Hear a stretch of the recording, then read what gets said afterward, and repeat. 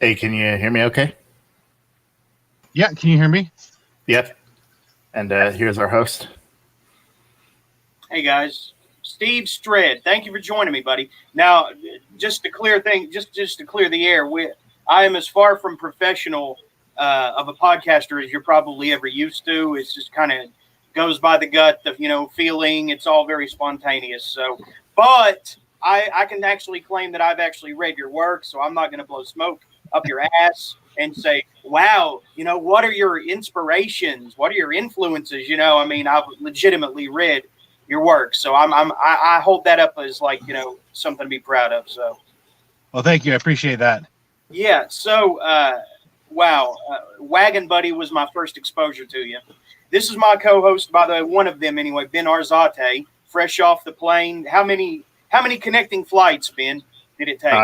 I was in Colorado, and I'm in Iowa, so it was only like an hour and 45-minute flight. Consider yourself lucky. It took. I don't know. It took at least 6, there and back when I went to Oregon. So, and there was a layover. Had to stay the night at a little shitty Comfort Inn,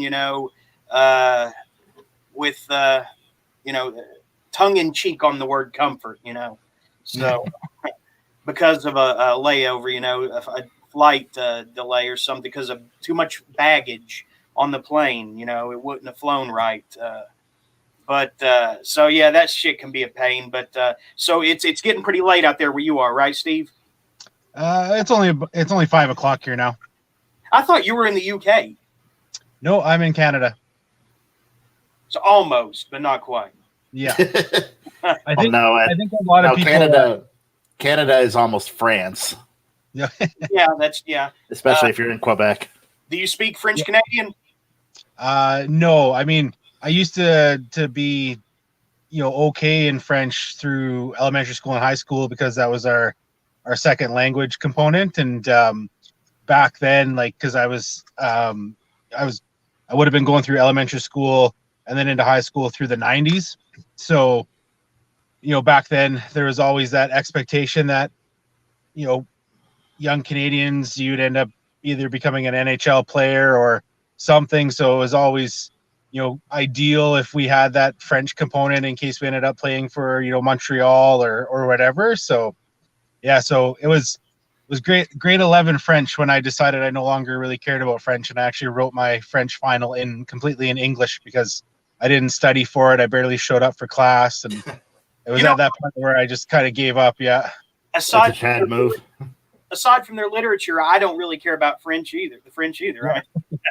They got a great sense of, they maximize debauchery. They're great at that, in literature. I mean, great examples of that, from well-known names to not so well-known names. I think half of Daedalus Press's publishing catalog is actually of French authors. I don't know if you've heard of that press, but it sounds familiar. But like on my end, like I know, if you're kind of looking for the more obscure, extreme, even like black metal bands, like Seasons of Mist, the record label, they're based out of France, and they kind of scour the the cobbled roads there to find bands. And I'm pretty sure even the band Gojira actually started out on Seasons of Mist as well, and they are from France. So yeah, Gojira. And the French had the Les Légions du Noir, the Black Legions, who it's kind of hard to describe them because a lot of them are very shrouded in mystery.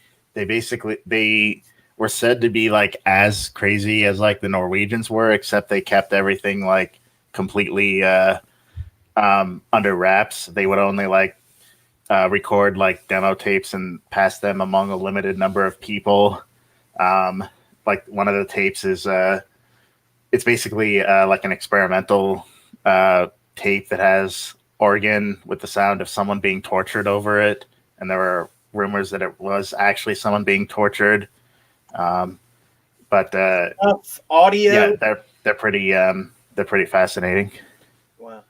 Like for me, like that stuff I find completely fascinating. Like it sounds horrible, like it shouldn't intrigue you, but kind of being in the world of reading and writing horror and loving kind of the the darker metal and the darker stuff like that. Like when you hear that stuff, like that's still what gets me excited is the, like, oh, we passed, or, years ago there was a tape cassette that was passed around.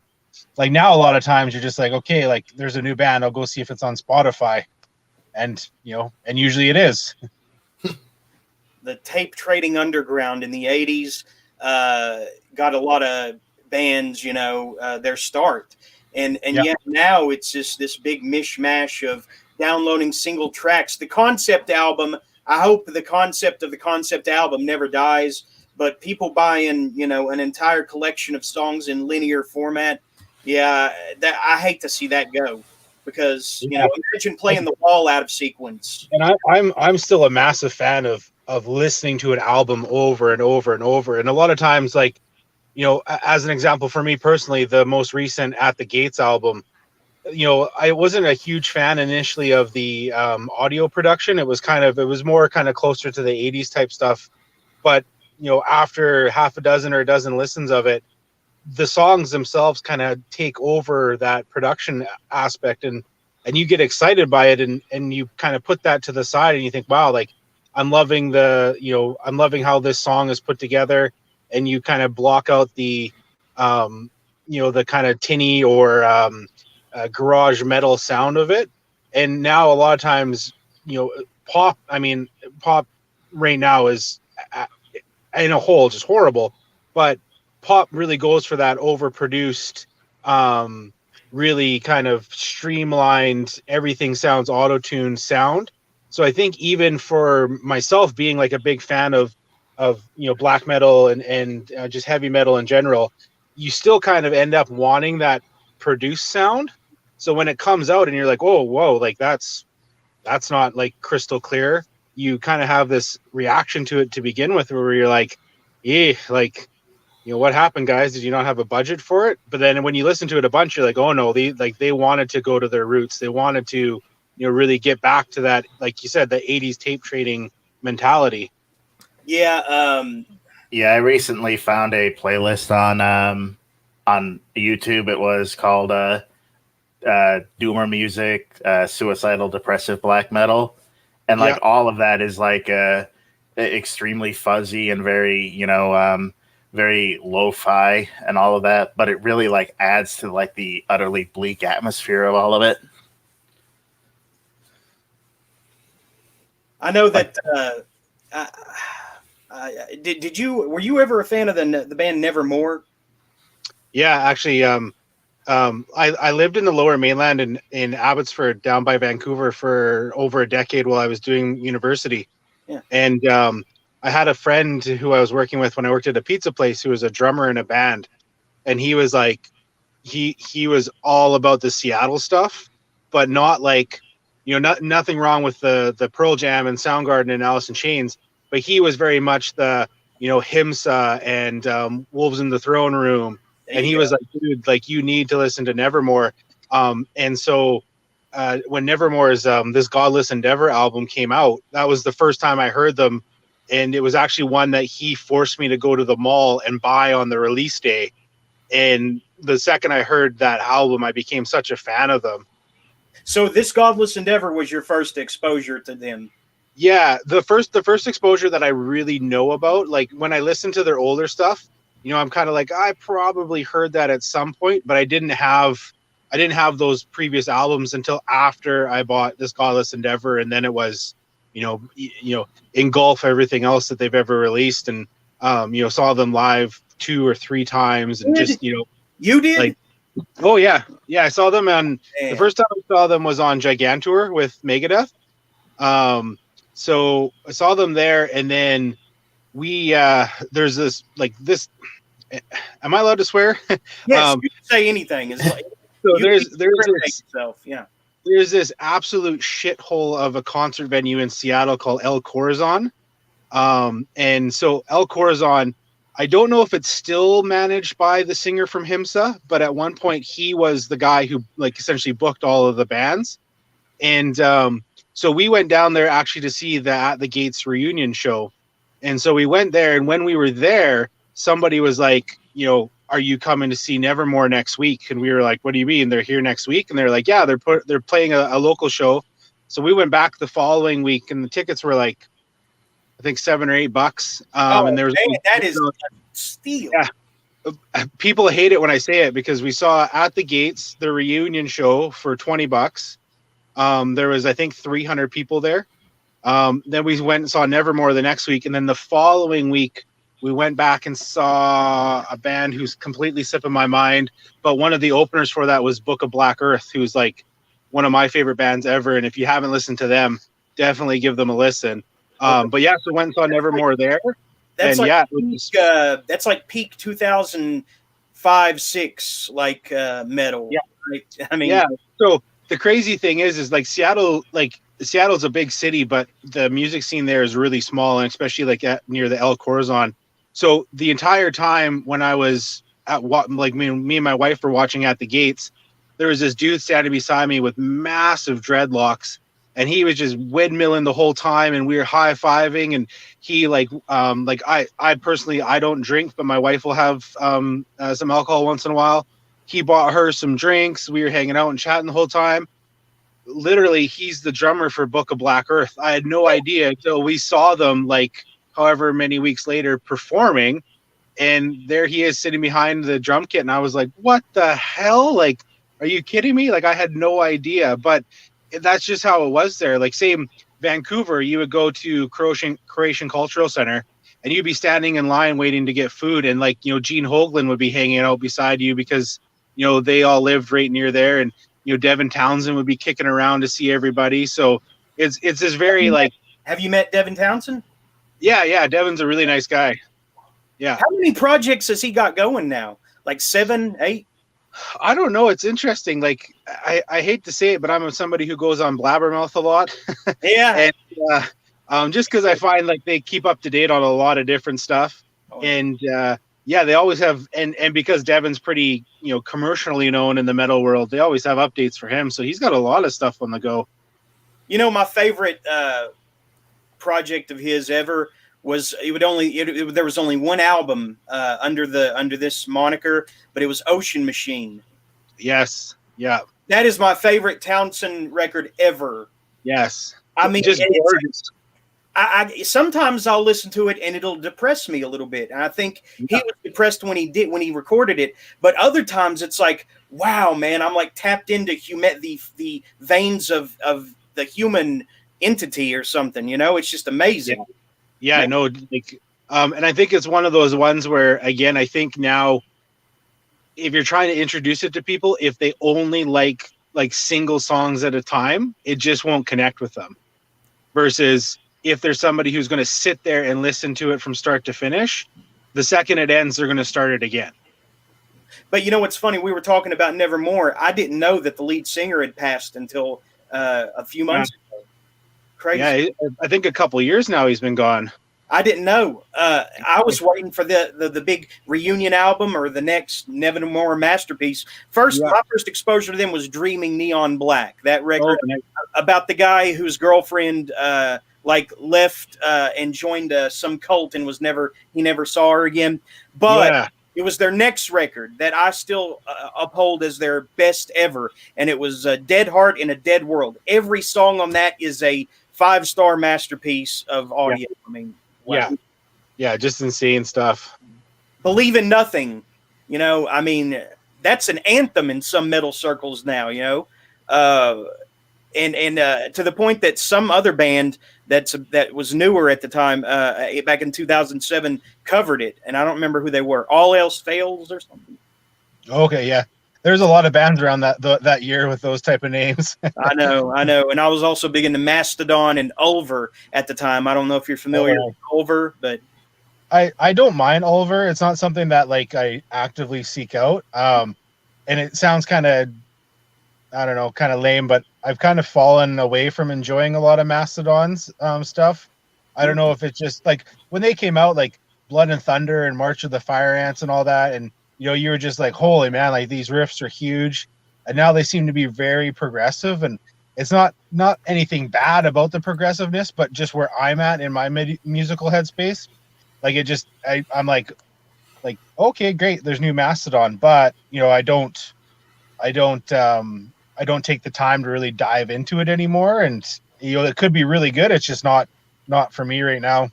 Everything Mastodon does is a concept album, by the way, even now. Yeah. So I love that they're that creative, but I don't. The last one I really enjoyed was Crack the Sky. And that one we saw them on that tour with High on Fire and Converge and Death Clock, actually. So that was a neat tour. How did they pull off Death Clock's live shows? And we're getting to the main your work here in a second. So Death Clock was essentially so is the main guy whose name completely is gone for me right now. He was doing Explosion. So he was doing the guitar and singing. They had the I think it was the bass player and guitar player might have both been from Alice Cooper, and then Gene Hoglan was drumming. But they essentially played behind a giant screen, essentially, and then they just had the Death Clock, the Metalocalypse stuff, kind of projecting. Cool. I wondered how they pulled that off. There's actually a band or a few bands that use autonomous human robots to play instruments, like Captured by Robots, and there was one other whose name escapes me, but there's actually some people flirting with that whole thing, and I find that fascinating. It's like Chuck E. Cheese for metalheads or something. Yeah. But like anyway, robotic guitar. Yeah, and by the way, I heard that At the Gates guitarist actually started like a post grunge band at one point. Okay. Is that right? Do you know anything about that? No. Like the original, like the one of the twins? I'm not sure what his name was, but I heard that he started some Soundgarden, type, more heavy metal driven grunge type music. And I guess that was before their reunion. But yeah, I would definitely check that out, because I really enjoy a lot of what they do. Like I'm a big fan of The Haunted as well. Guy, the front man, he is fucking crazy when he goes on his rants. I have no idea what he's talking about half the time. From The Haunted? Yeah. Yeah. Peter seems to be all over the map. I might be able to find the name of that side album or grunge project of that guy before we wrap up tonight with this. But let's talk about your work. Now that we kind of broken the ice with the whole heavy metal encyclopedia of the 2000 era. So was Wagon Buddy your first? It was my first exposure to you. Yeah, Wagon Buddy. It's weird because I in an interview I did recently, and I don't know if it was something more where I kind of looked introspectively, but I think Wagon Buddy was kind of the first thing where anybody at all kind of even noticed that I was really releasing anything. It sounds completely arrogant, because I'm a very small fish in a very big pond. But it was kind of, I don't know if it was I don't know if it was the cover or if it was kind of that synopsis of it being kind of this story about a guy and his imaginary friend that kind of caught people and got them excited for it. Or if it was simply the fact that I released that and I released another novella, I think 15 days later, called Yuri. It seemed to be one that a lot of people suddenly were like, oh, hey, like, what's this about? And it's kind of like the little wagon that keeps going. Even today, I think on Twitter, 2 or 3 people tagged me in reviews for it that they had just read it. And I mean, part of it is I've had a couple free ebook promos of it. So that gets some people who may have missed it in the past, picking it up and checking it out. But yeah, Wagon Buddy was originally written as a shorter story for my second collection, Left Hand Path. And while I was doing it, I just kind of realized that the word count I had for it didn't do it justice, and I had to really just pull it out of that collection and expand upon it and do it, make it its own standalone release, really. So to sum up, the main character in Wagon Buddy, Scott, he is an abusive home, right? He's in an abusive situation, and this I've imagined the Wagon Buddy with different resemblances at different times, but at one point, I think the initial description is that he's almost like covered in flies or something, right? Yeah, essentially, when I first kind of created him, he's kind of this. He's a mishmash of a few different kind of classic guys. So I'm not gonna say any of that because I don't want to impact anybody in what they picture. But when I kind of work on him, I always picture him as, like you said, this kind of really tall, almost muscular guy in a big black cloak or a leather jacket who's covered in flies. He's kind of got this long, greasy, gross hair that's matted, and rotting skin underneath this old kind of hockey mask type, face covering. But the mask he wears, it covers it enough so you can't see it, but it doesn't cover it enough that you can see enough of it that you really don't want to see what's underneath it. I seem to recall at one point he puts on the mask to placate or reassure Scott, doesn't he? Yeah, it's cool because he meets up Scott when Scott's like a younger guy, or a younger kid, really, where he's having trouble because his mom's drinking a lot because his dad's left, and the kids at school are really bullying him because of that. So he essentially, Wagon Buddy talks to him from out in the shadows in the backyard, and then he puts it on so that when he steps forward, he doesn't scare Scott to death, essentially. Mm-hmm. By the way, Ben, you got anything? No, sir. I'm unfamiliar with your work, so I'm mostly going to just be listening here. Okay. Unfamiliar, you said? Yeah. Yeah. Surprisingly, Steve, a lot of our regulars on this show actually checked out Window in the Ground based on my recommendation, I guess. Oh, but thank you. Unfortunately, though, most of them won't be here until later, probably after you've left. So, yeah. But they all seem to really connect with it.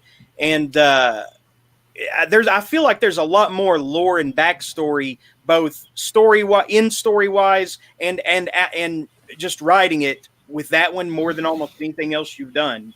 Yeah. So, like, so Wagon Buddy actually shows up for maybe like 3 seconds in The Girl Who Hid in the Trees. And part of it was I wanted to kind of put in this Easter egg because in Wagon Buddy itself, he says it a few times where he just kind of leaves and comes back, and Scott's kind of saying, like, I know he does this other stuff, and so there's actually a sequel I have out now to Wagon Buddy called Scott, and in that we actually meet somebody else who has had a lifelong relationship with Wagon Buddy. So in The Girl Who Hid in the Trees, when they're out in this one area and there's this horrendous bonfire happening that the main character kind of stumbles upon, he's actually there kind of as this harbinger of something about to happen. So a few people have asked about whether he's in that or not. So with Wagon Buddy, in a whole, Wagon Buddy's pretty much more, a lot of it was more from kind of personal experience of having been bullied as well as having been a bully myself, and then having grown up kind of in the middle of nowhere, and a lot of times I would have my own imaginary sports leagues and stuff like that to kind of pass the time when nothing was happening. Crazy. Like, how detailed did you get in your mind with that?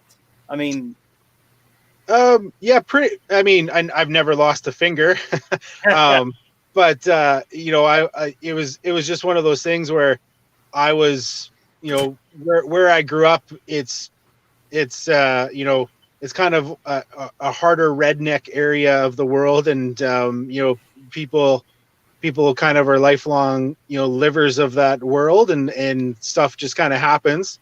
So with that one, it was, that one was kind of more more kind of personal stuff that I put into that one.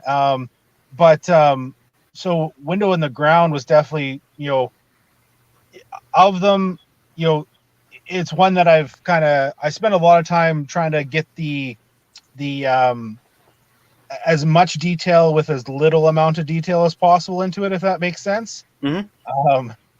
Trying to be, completely vague about stuff, but also some sentences kind of opening this whole world for other people that they're like, oh, wait a minute. Like, I think it was like in the one email when we were chatting about, something went across the sky that was large enough that its wings kind of blocked out the moon.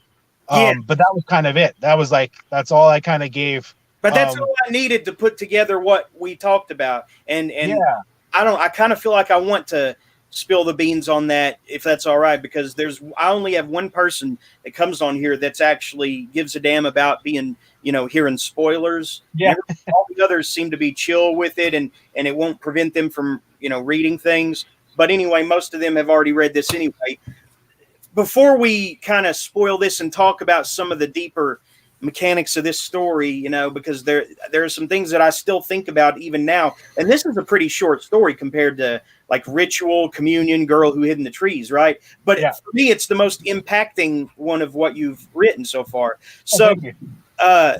Basically, how do you set up, I've tried to explain this to people, but basically it's like, how certain like attractions in a park, like a fountain or something may have a plaque with details, historical details. Yeah. Or this was built here then, well, basically there's this little road in the backwoods near a park or in a park or something, right? And there's a signs posted saying, stipulating some rules to follow when you go out to this window that's actually looking down in the ground. And you made it basically a what do you call it? Not a monolith, but what's the other word for monument? It's a monument that's kind of whispered about around town. It's not official, but I guess it would be kind of like the Georgia Guidestones, right? Yeah. So I mean, it's kind of so originally when I did the first draft of it, there was a few things that were a little bit different, but for me, it was kind of that idea that, kind of every small town has this like hidden thing that everybody knows about, but nobody ever talks about. Mm-hmm. And again, and a lot of the stuff when I write it, a lot of it comes kind of from where I grew up, and where I grew up, we didn't really have, there was the houses that were the farmhouse that was abandoned for years that you never went by at night because obviously it was haunted. But it always seems like a lot of the locals, they'll always know kind of something. And even when you're a tourist, you'll go there and you'll say something like, "Oh, I want to go eat at like Grandma June's restaurant," and all of them will be like, like, "Are you sure you want to go there?" And like you have no idea because you're not from there. So with this one, that was kind of the emphasis or the basis of it, was that this town kind of, it has this mysterious hidden thing that you don't learn about until you're 18, because that's when they've deemed people to be, responsible enough to kind of follow the rules. And the story kind of picks up on the day that, our main character's grandpa decides, he's had enough of the rules, and the boy needs to see what actually kind of controls and what kind of keeps the town, essentially safe. And this takes place in like the first 15 years of the 1900s, right? Possibly. Well, I mean, it kind of has to take place in like around, say, 1810, 1815, something like that, right? Because you mentioned Sears Roebuck catalog at one point, and those. Yeah. I tried to keep it as like non-year as possible, but obviously, yeah. So he's as a lot of young boys did back in the day. He has the Sears catalog to kind of look at the underwear section, and Grandpa drives him out in his car, that sort of thing. So it does take place kind of, you know, early. When I was doing it, I was thinking more kind of 1950s ish, kind of when the catalogs were coming along. I But feel at like the there same was time, something that hinted at, though, that it would be in the first like 15 years of the 20th century. And the moon is mentioned like later on, when way much more time has passed. So I don't know. I feel like there may be some confusion as far as the timeline, but that's a nitpick. yeah. So that's actually part of it, was because I wanted to play with, you know, because at the end we kind of find out, you know, what's actually happening and what this guy's role is, and why he's telling the story. Mhm. So I wanted to play with how well his memory was, so that you would think some of the things maybe afterwards, like, was he actually, you know, was he saying what he actually was seeing, or, you know, is his memory kind of going from it? Because I wrote it in kind of this almost sing-songy, you know, old-timey way of, you know, where it starts out and it's like, oh, you know, here I am, and, you know, here's some stuff that's happened to me, and, you know, and I just pictured my grandpa telling me this story sitting out on his front porch, and just kind of being like, you know, like, you're never going to believe what's happened to me in my life, son, but here's what's happened, and then would just kind of tell this story, and at the end of it he would just kind of get up and leave, and you know, just to leave you to be like, what the hell, like, okay, old man, you know. But then, like you said, some of it you're like, well, maybe that did happen, and maybe there was these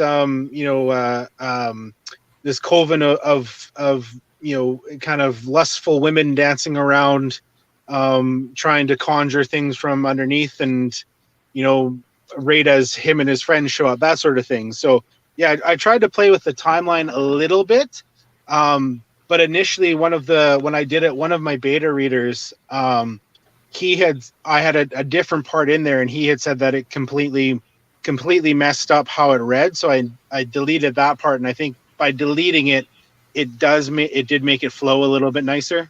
Have you ever heard of iceberg theory with that Ernest Hemingway kind of, you know, threw out there? Like the you only see 10%. That's it. That's yeah. I feel like there was a lot of iceberg going on right here, and that's another reason I love it, because I can kind of add to it in my own mind, like, you know, what this means and why this didn't work in the story, and, you know, and I mean, I feel like when you do delete certain crucial things, it can have that effect, you know, that allows people to kind of fill whatever they want. But so Grandpa takes, you know, the kid out there to see this window in the ground, but what are the rules? One of them is to not look directly in, right? Yeah, one of them is now you're going to put me on the spot about trying to remember what my own rules were. One of them is not to look directly in. You know, women who are on, you know, during their that time of the month shouldn't go there. You can't bring any meat. No animals. Got it right here. Do you mind me sharing this? Oh no, have at it. This excerpt here. Okay. I'll just share this, and people can get a look for it themselves. And some of these are kind of weird. Is it showing up? It's not, is it? Okay. I can't see it. We'll get it.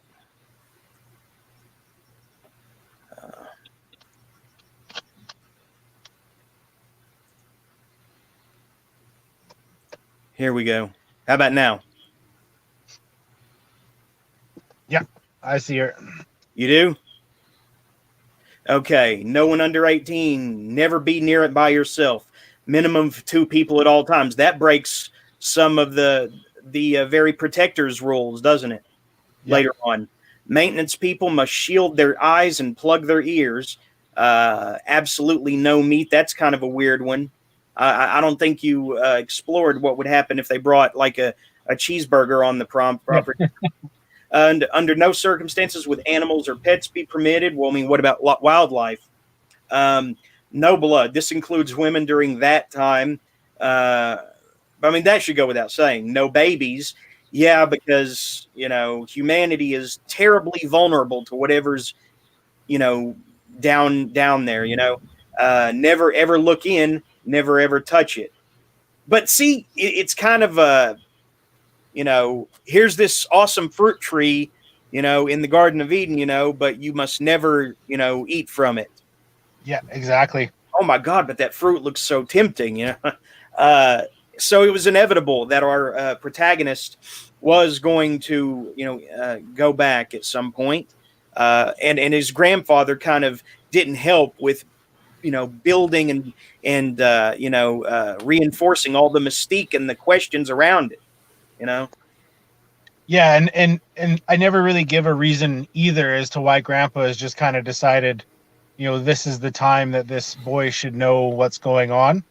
And I think that was part of what some people connected with, was that, it just, sometimes in life you just have that moment where you crack, and that was, for whatever reason, that was Grandpa's moment where he cracked.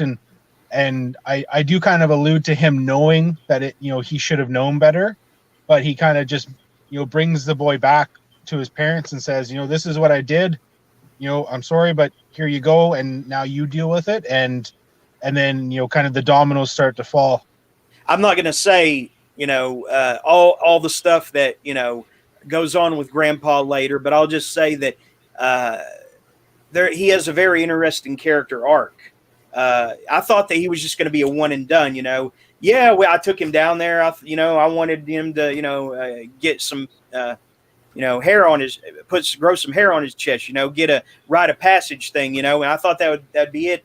Maybe his parents would deal with him from then on, but there is an interesting reoccurring, development with Grandpa. And you said that it was you pulled back on it a little bit and changed it in the second draft, right? Yeah. And I mean, part of it was that I didn't want it to just become, I think part of it was I've been working on like ritual and communion in the third part so much as well. And with that one, like, I think I just hit over 400 hours on the dark web on a cult chat room for that stuff.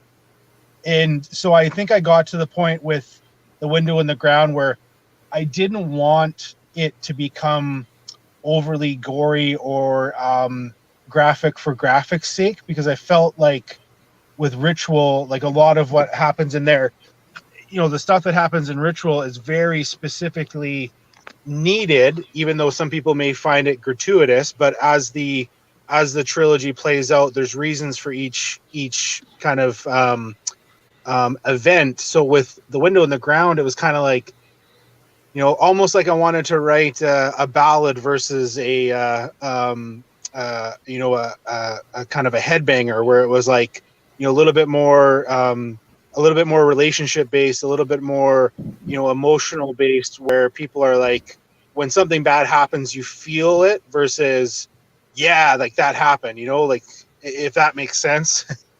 Yeah.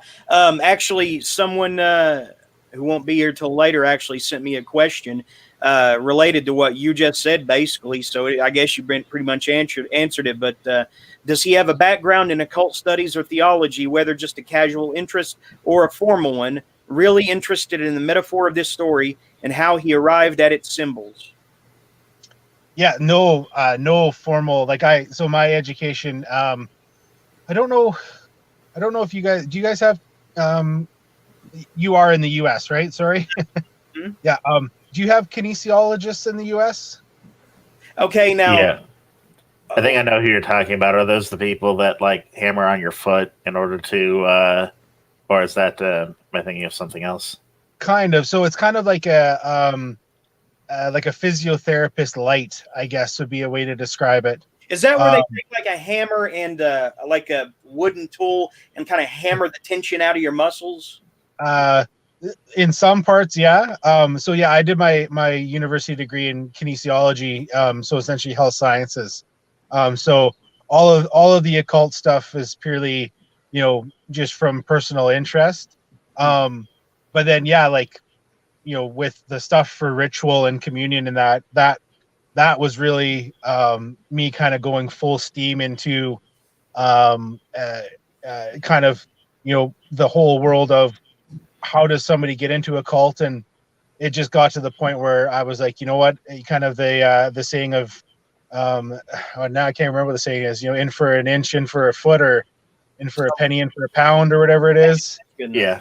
Yeah. So that was where I was just like, if I want to kind of have something where I felt it kind of realistically portrays what is happening in some of the really dark corners of our online world, that's what I'll do. Versus with this one, we kind of touched on a bit. It's a little bit about that kind of Garden of Eden, kind of, here's the forbidden fruit and kind of what happens from it. But then, like I said, the other part of it really is that small town, there's something there, but nobody's supposed to know about it except for the locals. And then the problem is everybody knows about it. They just don't talk about it. Yeah. So it's kind of that unspoken, and also that the fact of like, this is a younger kid who's not supposed to know about it for, almost another 5 years. And his grandpa just, gets fed up and says, here you go, boy. Like, I'm throwing you to the wolves, and, best of luck with what happens, but I can't have this on my conscience anymore. And it infects the visitors with a sense of urgency, just like the main character has to, he can't wait to tell his friend and say, look, we got to go back there, man. You won't believe what's down there. It kind of infects people with a need to go back. Almost they achieve some sort of euphoria from being there, even though it's terrifying. And even before you even get there, it starts working on your, mind, just walking on the path to it, So, and then that's with him, like, with the one rule of, you always have to be there with somebody else, because he goes back with his friend, and then they got to go there with the two girls. And, so it's kind of like that. There's always this kind of building of, from him being shown something he shouldn't have seen, the ending, we get to the point where, almost the entire town is there. But I like how you played that up. It's very, like a more 20th century Crucible, or, with the villagers kind of taking up torches and pitchforks kind of for, shall we say, punishment or justice, like vigilante justice for a certain someone. The thing at one go sorry, I was gonna say, at one point I actually had I think it was about 5 or 6 rules written down as to what would happen if those rules were broken. And I thought that kind of really, again, kind of forced definitions on the reader, where that would be too much. So I kind of still use those as I progress with it, because there's the one point where the sheriff and the mayor show up, and they're kind of deciding what they should do and that sort of thing. And so I kind of have this backlist of rules that I could look at it and kind of get an idea of what would happen if they were broken, instead of just being like, well, whatever happens can happen, because there's no fixed rules of nature for these people. So I wanted it to still kind of have that, that grounded in reality, as ridiculous as that sounds when you talk about a story like this, but that, these are the rules, and if these rules get broken, this is what happens. But then I decided not to share that side of it, because, again, like you said, it would just essentially, you would read them and you'd be like, okay, well, this is what's going to happen, and you'd be done. Yeah, there is a very good, interesting, like almost cosmic horror, orchid that kind of unfolds at the end. I use that term metaphorically. There's a cosmic horror occurrence that takes place towards the end, a kind of a turning of the wheel, recurring theme. And I loved that part of it. The things that are down there in the wind, past the window in the ground, they are apparently allowed to come up for so long for certain reasons. And I don't think you ever specified why or how, but I kind of got a sense of, like, I don't know, Charon Charon in Greek, mythology, kind of rowing to their final destination. That kind of vibe is what I got from when they are actually allowed to come out. Yeah, and also the idea that, and I kind of say it at the end because I can never remember what it's called. When you tell a story and it's like from letters, is it epistolary? Yeah, Epistolary? Yeah. So I absolutely hate that type of storytelling. So I wanted to write something that was like that, but not like that. It's good for supplemental, reasons, but an entire novel written like that, it feels like I'm looking through someone's mail. Yeah. So at the very end, we kind of get the wrap up of what's about to happen or kind of where we're at. And our main character kind of offhandedly says, he kind of keeps them from coming up, but then part of it is maybe they're not actually trying to get up. Maybe they're trying to get away from something, worse below. So it was kind of that almost that illusion of, there's always these layers that we can't see in these small towns, and something even bigger is kind of trying to bubble up and make its way to the top of everything. That's the thing. Did you ever read comic books growing up at any point? A little bit, yeah.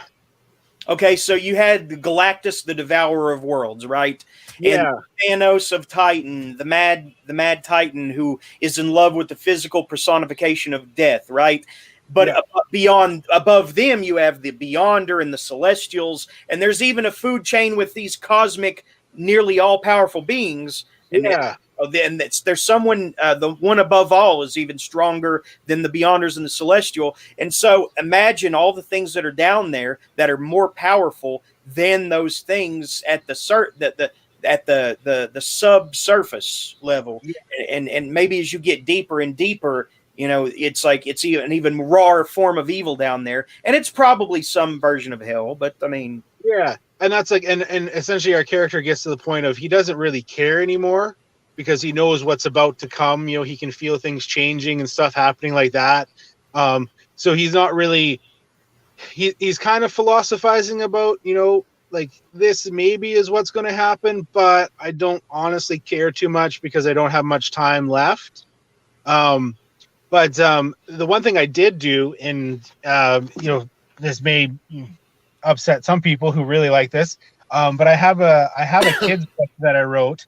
I wrote it with my nieces and nephews called The Boy Whose Room Was Outside. And there's a moment in there where the idea of that book is this boy goes to sleep and instead of going into his dreams or, just going to sleep, he goes to sleep and then he immediately wakes up in this kind of magical forest. So he's kind of worried because he doesn't think his parents will believe him or anything like that. And then as the story goes on, he's looking around in the basement and he finds one of his mom's old journals. And in one of her old journals, she talks about herself going to this magical place. So he kind of brings it up with her, and she's like, well, let me bring you to the place of magic for where I grew up. And so she actually takes him to the window in the ground. And so they replicate the drive that Grandpa and our main character did. They go out of town, they pass this old signpost that has there's rules on it, but they're all faded over the years. And they walk up the hill and they come to this area, and the grass is kind of overgrown, and there's this mound out in this clearing, and there's like steel fencing all around it that's protecting anybody from going in there, but it's kind of crumbled in on itself. So with that book, I kind of alluded to that the events from The Window in the Ground precipitated that town's destruction, because they drive out to this place and there's just kind of this town that's not really has any inhabitants anymore in this stuff. So for me, I kind of tried to give it a bit of an extra closure, but also a tie-in, so that if a young reader read this book, they would be curious about this window in the ground that the boy and the mom go to, and then hopefully then they would look into this other book when they were of age to read it.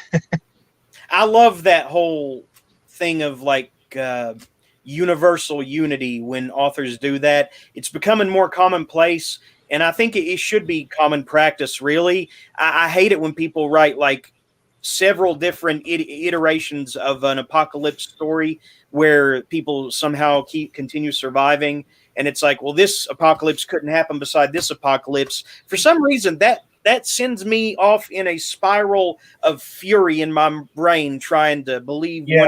I like the concept of plot, or authorial, story unity. So you've got the Castle Rock thing going on. I appreciate that. One is loosely tied to the other, and Stephen King made a career out of doing that. I think Absolutely. Robert McCammon and Dean Koontz may have flirted with that approach as well. I can think of several others that have, including Brian Keene. You've probably come across Brian Keene at this point in your career, right? Yeah, for sure. Yeah. Keene uses it even more than Stephen King does. But so what is The Girl Who Hid in the Trees? Because I think that's the only one that I haven't had any exposure to yet. So The Girl Who Hid in the Trees is kind of a folklore coming of age story where essentially something kind of is haunting McConnell's forest, and it opens up kind of with an event, many years ago, and then flash forward a little bit, and this young guy, he's really excited because he's going to be playing with his brother later on, but his brother and his friends, they want to go say that they've went out into the forest and kind of survived it, but then of course they never come back. And so the main part of the story is, the younger brother and some of his friends deciding they're going to go out to McConnell's forest and kind of prove what's happened and find out what's happened to his brother and his brother's friends. But of course, as always, when they go out there, there's something actually out there waiting for them, and things kind of get brutalized after. Cool. Ritual and Communion, are those like the longest you've written so far? No, I have 3 novels out. I'll say 3. I have Invisible, Piece of Me. Oh, and The Stranger. The Stranger would be the other novel I have. And then Piece of Me is a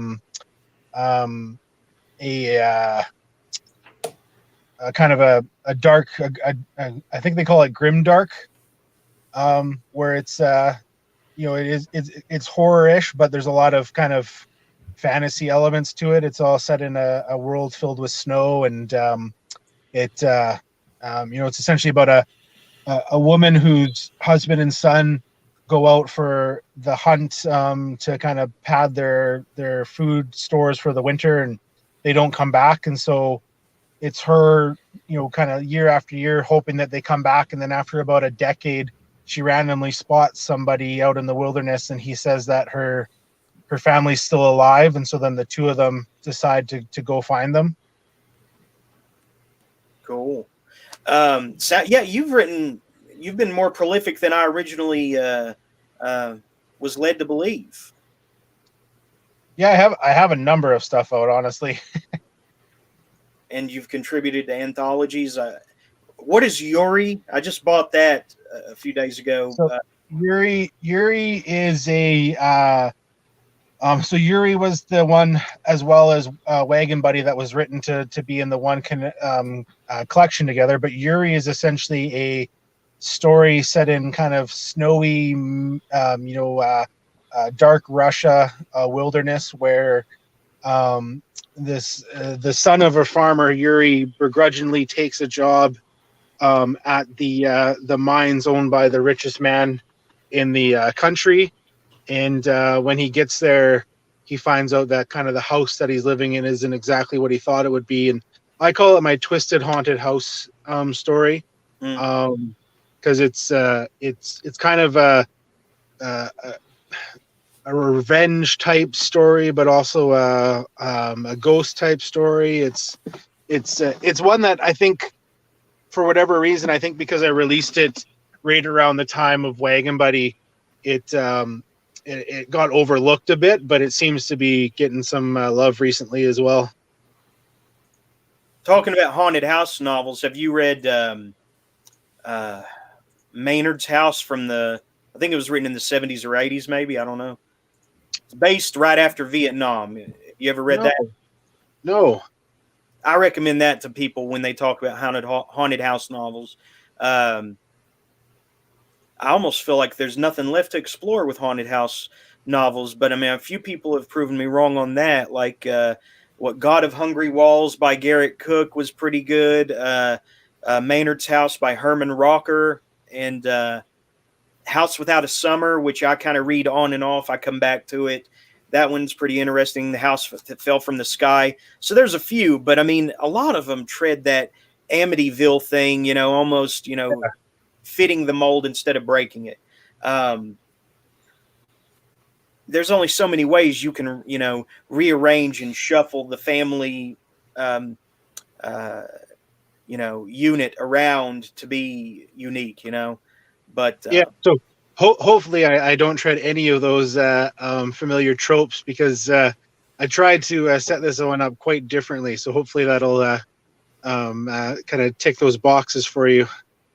I feel like you have unfinished business with the the window in the ground, because, well, I know a lot of pagan kids or whatever, or just drunken kids in their drunken revelry will party around this thing at night, kind of like our local legend. People go through the Sensabaugh Tunnel and they'll turn off the car in the middle of the tunnel to scare their dates, and you've heard of the story of the I think a few different places have this legend, so it's kind of been copied over and over, but it's clearly bullshit. But supposedly if you stop on a certain hill, it will go upward because of some gravity anomaly. Yeah. You'll see kids' handprints on the back window, like they were pushing it. You've heard that, right? Yeah, we had one. We had one near where I grew up. That was kind of different, but so near where I grew up, there was a roadway called the Monikao'rourke, and in the wintertime, it was a horrible road, and many people have lost their lives there. But there's been some really bad accidents where people had survived it, and so the kind of story that goes there is that these people who ended up living right before they got into the accident, they would see essentially some form of death standing on the side of the road, and that's what saved them, because they either hit the brakes or they did something that didn't that allowed their vehicle to hit in a different fashion or whatever. So there's this little stretch of road where kind of when you come around the corner, you're supposed to look off to the left, and if you see death standing there, you're about to be in an accident, but you'll live. So I don't know what happens if what you see for those people who've passed away, but that's kind of the legend we have in the one spot was, so every time I come around this corner, I never want to look off to the left, because you don't want to see somebody standing there.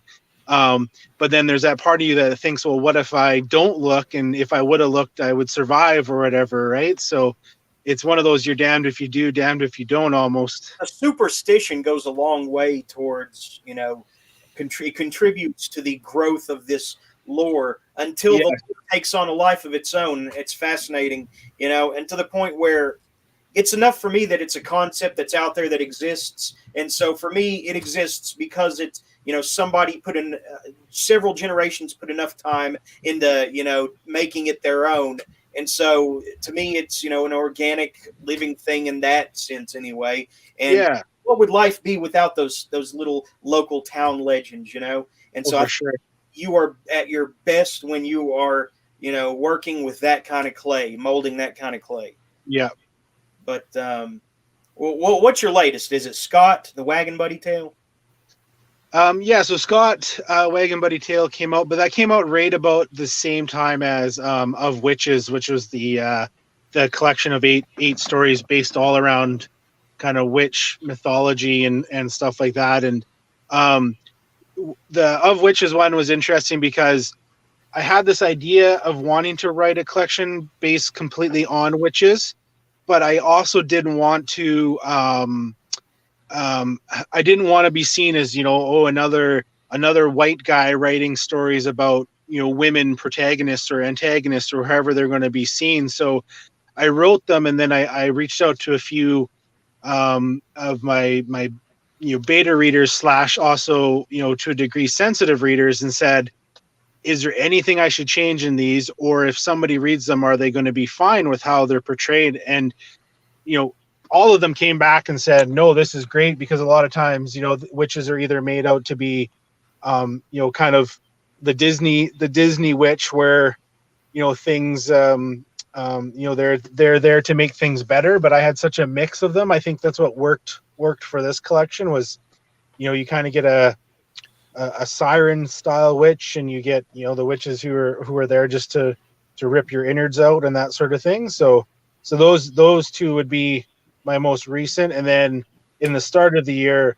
I'm hoping to get the finale of the Father of Lies trilogy done. I have it almost completely done. I say that meaning that I had logged off of the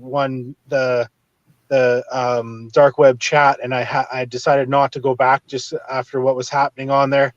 And then I went back on there because I was bored and I saw some cool stuff. And so I wanted to kind of, adjust or tweak the ending of it to kind of match what had happened with one of my mentors on there. So the Father of Lies trilogy is ritual and communion, right? Yeah. Yeah. And I haven't released the cover or the title for the last one yet. Okay. You don't want to break that here tonight. You want to hold on to it? I'll hold on to it for now. Yeah. Okay. If you need one more beta reader, I'd love to, contribute to the process in any way I can, because I feel like you're progressing with your craft and an above average talent. There is a sea of horror authors out there, and they all think they're Stephen King, right? I mean, let's admit it. I mean, locally, their peers and family and whatnot, they'll say they think in their minds, because they're not dealing with it every day, that my son or cousin is just like Stephen King, and they let them be proud about that, even though you know that it's much deeper. It goes much. It's not that simple, But I do feel that's why I say, when I say you're above average, with what you're doing, I like it. I think that you're able to hide your faults well and maximize your strengths. And that's what a good author do, Yeah. I'm not saying I know what your weaknesses are, but all authors have them, right? So no, and I think the two keys for that is, like, I've never once written something that I wouldn't want to write or read. But also, like, my kind of editor and copy editor and stuff, who's David Sodergren, he's not a yes guy. So for when I send my stuff to him to start getting ready for release, if there's something in there that he is like, no, this does not work, he doesn't sugarcoat it. He just says, like, this sucks, you need to change it. Or, he'll say, like, really, like, you've released how many books and this is how you describe something? Like, you're better than that. So it's good, because he's not he's not a yes guy at all, and that makes a world of difference for it, right? Is he an author too? Or just an David's probably one of the, I would say, the best of the indie authors out there, at least in my opinion. David has 4 books out now, and just stunning stuff, and just such a storyteller. And I think part of the big thing for him is that he watches a lot of movies, and I think because of that, it comes across really, really in the way that he's writing, like, very cinematographically. I don't think that's a word. But cinematic. Yeah. So me and him actually have a book together that'll be out next year at some point. His stuff is fantastic. And you don't want to say the title for that either right now? We haven't confirmed it. We have it kind of I would say we have it 95%ish. It is a horror western.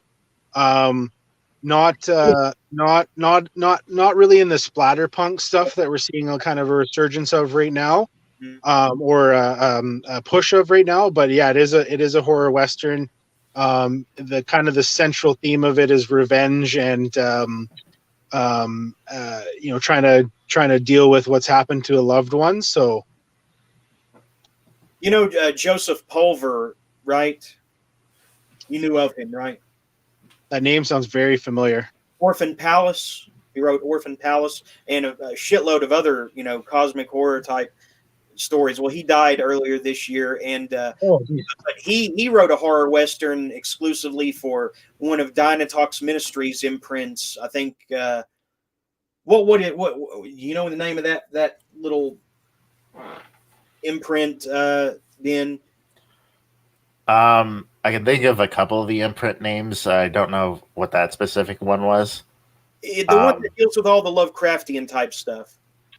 I want to say I think that's something like Xenobos or something like that.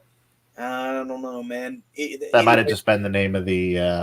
I think it was like Dunhouse or something like that. Yes, Dunhouse Manor. Yes, thank you. But anyway, so Joseph Pulver wrote a horror western too. So this is like people are really liking horror in a western setting because it was never explored for so long. It was dominated by the gunslingers that were totally mortal and played totally straight. No supernatural stuff unless it was God or an angel intervening to save the good guy, something like that. Other than that, you never see supernatural stuff. What? I kind of wonder if the popularity of Cormac McCarthy's Blood Meridian was an influence on that. There's nothing explicitly supernatural in that, but it's sort of implied that the character of Judge Holden may be supernatural. Really? That's interesting. I haven't read it. Are you familiar with McCarthy? Have you read any of his shit? I've read The Road, and I read one other one like many years ago before The Road, and I honestly can't remember the name of it. I like McCarthy stuff, but sometimes reading it, I feel like I'm just not smart enough of a reader to enjoy it all the time. So for his stuff, a lot of times I really have to, take my time reading it versus a lot of other stuff. I can really fly through it because I really, it's not that it's dumbed down or anything like that. It's just, McCarthy really tries to make every single word have as many meanings as possible. See, that must be a maddening existence to work so long. Imagine how long it takes to craft a sentence with that kind of, oomph to it. That's like a flower unfurling, in real time or something. Imagine how much that must be a tortured existence to spend the time on a regular sentence during the day. We'll write out, an entire 5 or 6 chapters or 5,000 words or something, and this poor guy is sitting here like, no, it has to be perfect. It'd be interesting to see kind of how he works with his editor. Is it something where he's more in charge and in the lead of how things will go, or if he's really open to suggestion and does he send them the manuscript and they go through it with a red pen and send stuff back and then he takes that, or is it just this is how it is and make sure I have no spelling mistakes and get it out there, or how it works? Yeah, and what's fascinating, this used to happen a lot more in the old days with the traditional publishing model, but a lot of times authors would have the book just taken away from them, before they were even finished. If it took too long to redraft it, or they just kept on, and it was like, no, it's my masterpiece, it's my magnum opus, me with it finished. But then publishers dude, we got to sell it eventually. And I may be wrong with this, but I think that was one of the reasons, or that was one of the rumors I heard as to why James Patterson started using so many ghostwriters, was because it's something, and again, I could be completely wrong, but like I think almost 3/4 of the stuff he releases now is written with a ghostwriter. Oh, And for the most part, they don't get the credit for it. So it's rare to see something of his where it says, James Patterson with, or and versus usually it just says James Patterson. But I know somebody on Twitter had actually had a thread about it, and they get paid like $5,000 to write a James Patterson novel, and it goes out and they get no rights from it or anything. It just poof out it goes under James Patterson. It's an international bestseller because it's got his name on it. And I think that was one of the reasons why he ended up doing that, was because he was getting to the point of needing to release so many books. He just didn't have the time to do it. And there was such an interest for it. It just, he ended up getting the ghostwriters and his editors, it worked for them. So. Yeah. All right. So here's one of the people I mentioned who have actually read Window in the Ground. And luckily they're here to talk to you. I was about to wrap up, but Regina, if you have anything to ask Steve, it's been a fascinating discussion. Really one of the better ones, I think, to me. Hey, Regina. Hey, Steve, man, I loved Window in the Ground. It was really a great, I found a very occult metaphor. And I was wondering right out of the gate, do you have a background in occultism or theology or anything like that? No? No, yeah. And we talked about it briefly before, but where I grew up, we probably from, I would say 7 until maybe 10 or 11, we were kind of forced to go to Sunday school on Sundays. Mm-hmm, And that was kind of everybody went to Sunday school, and then, you sang in the Christmas choir and that sort of stuff. But that was about the extent of my religious experience growing up. But everything else from that's really been more kind of on my own kind of interest. Right. And it's funny because I can actually pinpoint the exact time I started to really get into it. And do you guys had Columbia House, right? The record you'd send in. Yeah. Like the you get 10 CDs for a cent or whatever. The scam. So that's where I got most of my music from. And one of the ones I got was a Ministry album. And in the artwork they had, I can't remember what it was, but in one of them they had this artwork for this book.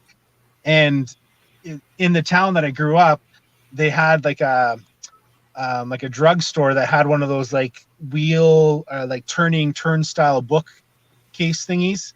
Right.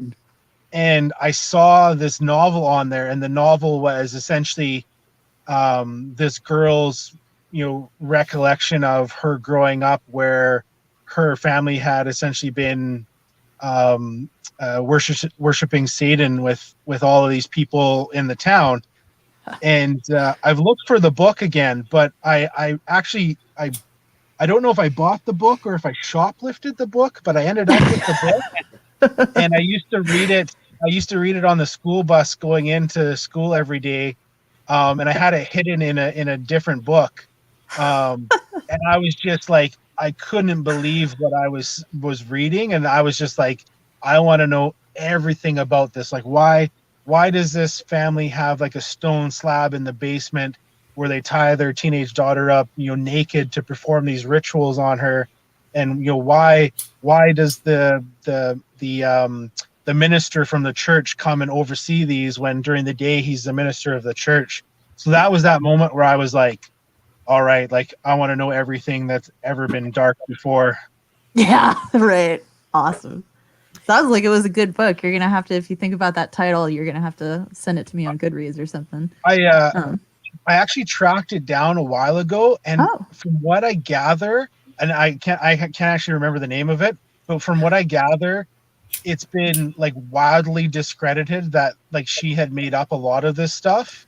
It's one of those repressed memory type things. Was it written by Beatrice Sparks? I think her name was.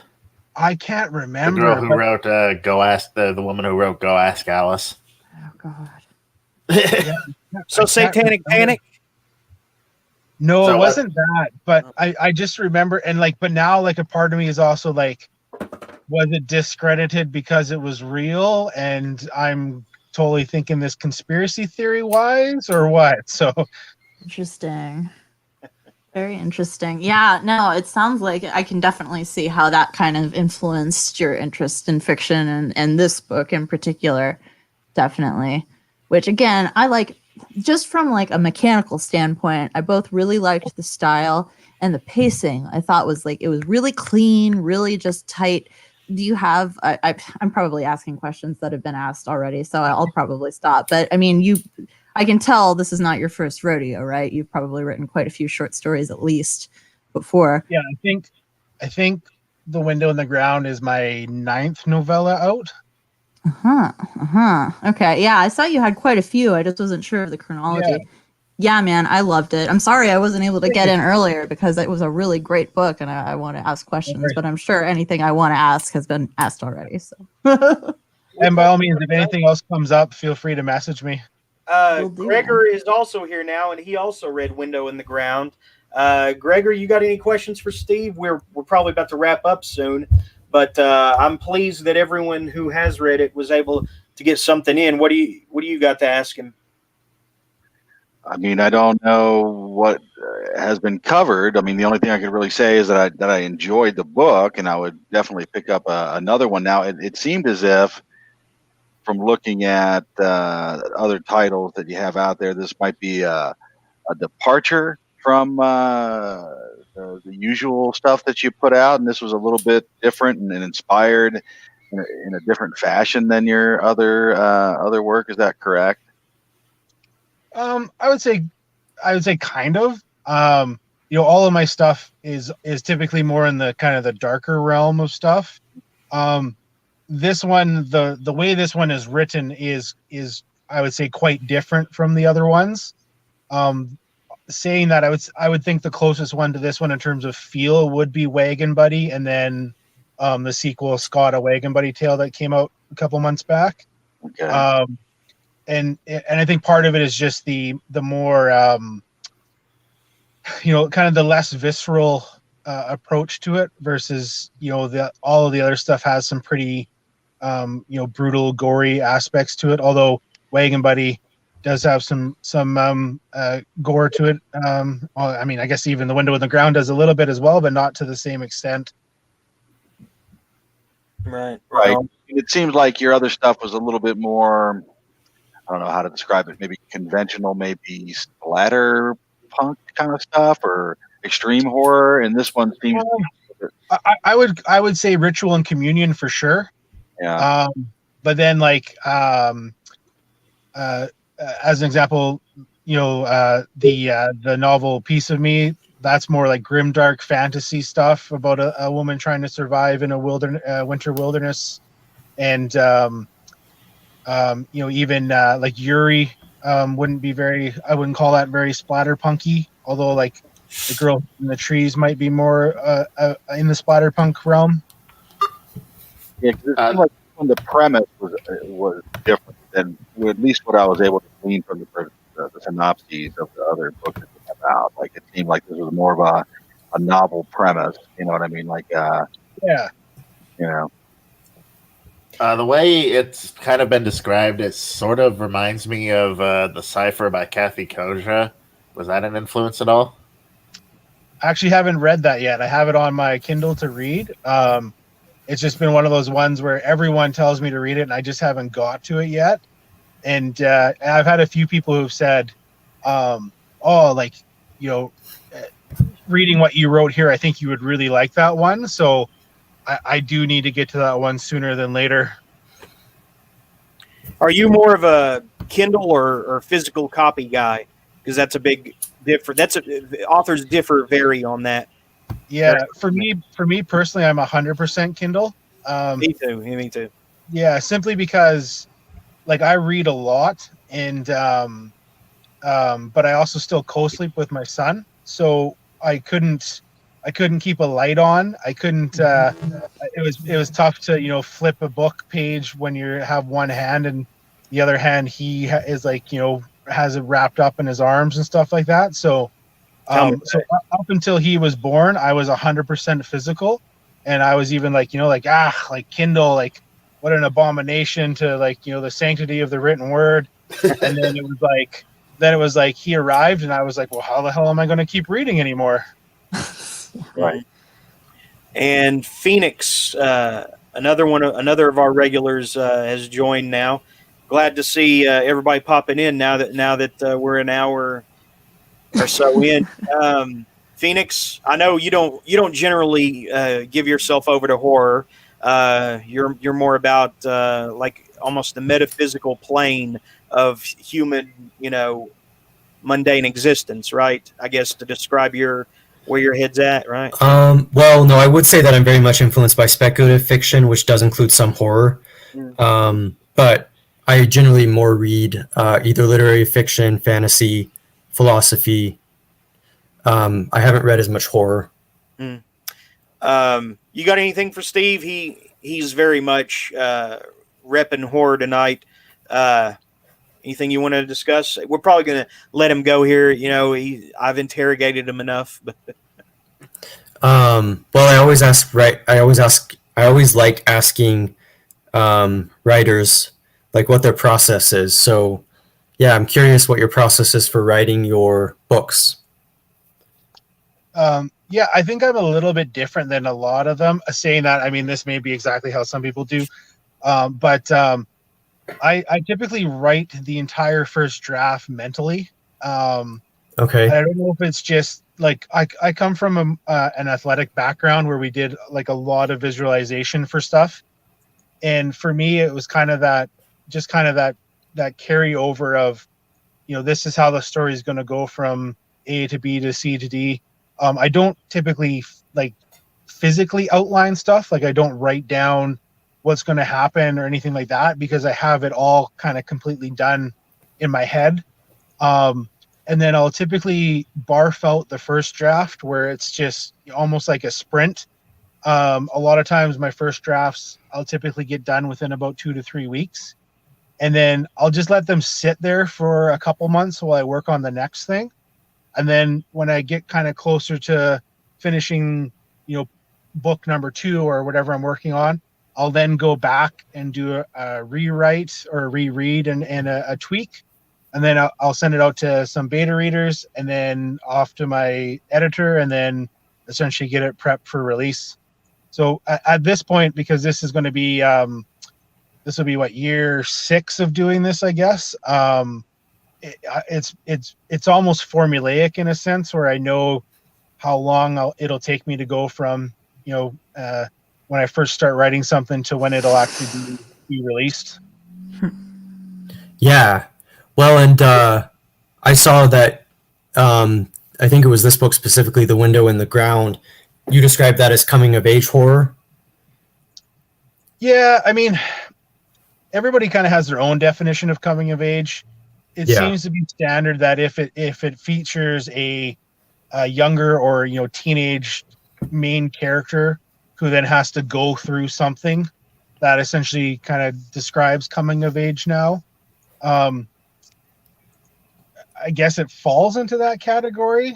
I mean, for me, it was more of a story of a small town with a secret, kind of with that mix of the Garden of Eden premise of here's this amazing thing, but you can never touch it.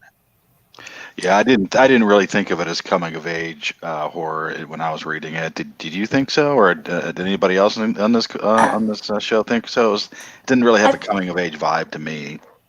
To me, it was more like coming of age when you're extremely traumatized, and the trauma itself is your coming of age experience, kind of. And you just are like then coping with that for the rest of your life, basically, and inflicting it on others. And see, he has a very unorthodox life after that initial experience of the story, and so for it to be an actual legitimate Bildungsroman, as the literary elites call it. I think he would have had to have broken away and had other experiences, but unfortunately, he was robbed of the. Without spoiling it, you kind of have to come through on the other side. I don't know. It just seems like I don't know. Not to disparage the book in any way. I don't think it was like, oh, he was trying to write a coming of age and he failed. I don't really think that you were even trying to really write a coming of age story with this. Were you, Steve? He's gone. Okay, Oh. so yeah, Okay. He's back. Okay. Back. Yeah, but you weren't really trying to write a coming of age book with this particular story, were you? I mean, it didn't seem like it to me. No, not at all. Yeah, I didn't think so. It didn't read like one to me. It seemed like more like you were saying, a small town with a secret, dark secret, and that type of thing. You know, I really enjoyed the premise. It was a great premise. I also really like the short chapters. Are you generally a short chapter guy, or is this an exception to the rule? No, I'm 100% short chapters. Yeah, Love it. again, I think it's just the way my brain functions, but I Right. struggle. I really struggle to write. Like sometimes, like if I'm reading my Kindle and I'll finish a chapter and I see the next chapter and it says like 25 minutes left in the chapter, I'm just like, how the hell did this writer do that? Like, Oh yeah. like, are you Yeah. kidding me? Like, this is as long as some of my books, like it's just, I've always been more of the shorter chapter stuff. And again, I think that's just the way I process it when I'm writing stuff. All right. who do you I prefer? wanted. Oh, go ahead, Phoenix. Oh, I prefer just- short chapters. If that was your question, Jeremy, what was it? Yeah, I think I do too. Yeah. Basically, that's what I was. Yeah, what were you going to say, Phoenix? So I did want to make a distinction, just that there might be like an elitism to the idea of buildings Roman, but I mean, even if you take like something like Catcher in the Rye, there isn't really resolution in that book with the character, but it's still considered coming of age. So kind of my idea is the way that you can capture. You could have like personal growth, like be one of the main things you emphasize, but I could actually see coming of age being interesting in horror, because sometimes you end up feeling.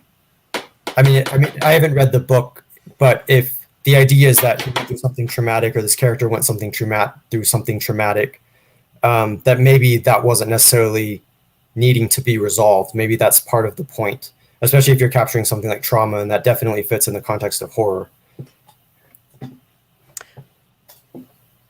There you have it. Yeah.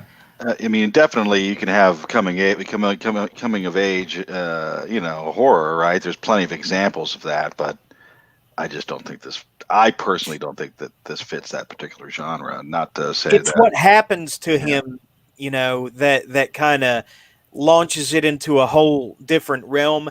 And I love, Right. it's hard to not give away the conceit of what was going to initially happen in the first run through, Steve, that you told me off air, and then what it became later. I'm fascinated by that, but I am kind of worried about spoiling the whole thing based on what we've already said about it. Right. I usually don't care about spoilers unless someone present does, but I do feel like there's one thing that was enough of a surprise to me while reading it that I wouldn't want to rob someone else of it. So, but let's just say the last few pages kind of made my imagination soar more than the rest of the story did. Just Yeah. And like I said earlier, like we just kind of get to that point with this character where you can just tell he's given up at the end. He's just, he sees the inevitable, changes that are happening and what's about to occur. And like I said, I hate epistolary. I hate that type of storytelling. So this was my attempt to do something like that, but not to do something like that where, you kind of read about this guy's life as he's telling it to you, but it's not specifically, January 1st, 2009, this happens. So when we get to the end, I kind of wanted it to just be like wow, like he's really given up and here's why type of a thing.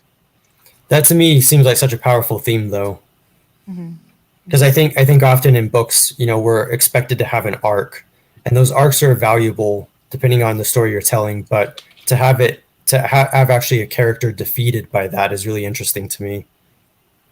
Yeah, the story is really good. I think Phoenix, this is something that you would actually probably like. I mean, The window in the ground. Yeah, no, I'm gonna check it out. I mean, it falls roughly into the horror genre, but I wouldn't even consider it to be genuinely something that most people would consider to be horror. I could see it. Yeah, I don't know. I mean, I call all my stuff more dark fiction because, Yeah. again, I try to blur that realm of, or blur that line of genre stuff. But I've had a few people who have said, like, this isn't really a horror story, so I don't really know if I like it that much. And it's like, okay, well, sorry, it wasn't just blood and guts. Yeah, I mean, I would say it's like maybe dark fantasy, maybe, it kind of. I mean, it has a lot of, I mean, there's a strong, like, somewhat surrealistic element to it. I think that you would enjoy, Phoenix. Yeah, no, definitely. I hear the term grimdark thrown about a lot now, and you dropped it earlier in what you were talking about. So does that apply to like really, really dark fantasy, or can that apply to modern stuff too? I think it's primarily for super dark fantasy, like with gritty realism mixed in with your medieval high fantasy stuff, right? I mean, that's kind of what that term has been coined for, I think. Yeah, it originally came, I think, just kind of generally to describe this phenomena in adaptations of superhero movies, or also like The Dark Knight Returns just as a comic book, because like it just took Batman to like a totally dark place, and I think I'd never heard it used in that term. I've only heard it used to describe like the Joe Abercrombie type of fantasy novels, and stuff like that. I think I've it heard kind it of used for split fan out to fiction those. too. For Oh what? yeah, Okay. yeah. It's like Fan for fiction. edgy stuff. Okay. Well, anybody else have anything for Steve? I think you gave us a good hour and a half, and I would love to be a beta reader for whatever you got coming next if you ever need one more. So. For sure, yep. Okay. Yeah, So I got a bunch on the go here, so I'll email you. My email's in the private chat there. And Phoenix, you were going to say something before? So I got to listen to a little bit of the podcast earlier, but I had missed the context of you were talking about metal, like metal music. Oh, we talked a lot about metal. Okay, yeah, I need to check that out then. That's pretty cool. Well, let's see, what was it? You said you met the guy from what was it? Book of Black Earth. I've met quite a few actually, but the drummer from Book of Black Earth was the one that I think we specifically talked about. Yeah, I just wondered, because does metal influence your style of writing at all, like the themes in metal or the style or anything? To a degree, it's more that I use the music to kind of drive the atmosphere I'm looking for. So, okay. As an example, for the third book in the one trilogy I'm working on, the only thing I've really listened to while working on it has been music from Dimmu Borgir, which is an black metal band. And then I have a kind of a secret-y project that I'm working on right now, and I've only been listening to Arcade Fire while working on that. So a lot of times it's just more kind of looking for music for me that fits that atmosphere that I need to kind of create. So it kind of drives where I want to go with each scene, I guess would be a way of saying it. How about Acid Bath? You ever listen to them? Years ago, yeah. Again, that's a band that I really need to be in a specific mood to listen to. What do you prefer, When the Kite String Pops or Pagan Terrorism Tactics? I honestly couldn't even tell you right now. Yeah. For me, it's the Kite String Pops. But man, they actually did some acoustic stuff when they were in that doing that music. That was better than a lot of folk. It was just dark folk, like grimdark folk music or something, but really wicked lyrics, huh? Scream of the Butterfly is easily my favorite track off that album. That's what I'm thinking of. That and Bones of Baby Dolls. Anyway, yeah, I'm getting all nostalgic. Steve, it's been a pleasure, man. And if you ever want to come back for any reason, even to talk about somebody else or talk about some other subject, or rant about something that's bothering you, you could be as regular here as you want, or you can just come to plug your shit, whatever. Sounds good. Yeah, no, thanks for having me, and I'm glad we got this to work. And seriously, I talk to a lot of authors, and their talents vary, but I definitely believe that you are above average. So keep up the Thank good you. work. It's very kind. Thank you. All right. Well, have a good night, buddy. Nice meeting you. Yeah, Don't be a nice stranger. chatting with you Nice. guys. Nice Yeah, talking. thanks for Nice coming. meeting you. Yeah, Thanks for coming on. Awesome. Have a good night. you too. Everybody go read Window in the Ground. It's not expensive, and you could probably read it in 1 or 2 sittings. So Yeah, you could probably read it in a sitting, I would think. Yeah. Yeah. I did. Yeah, I was really invested in what was going to happen.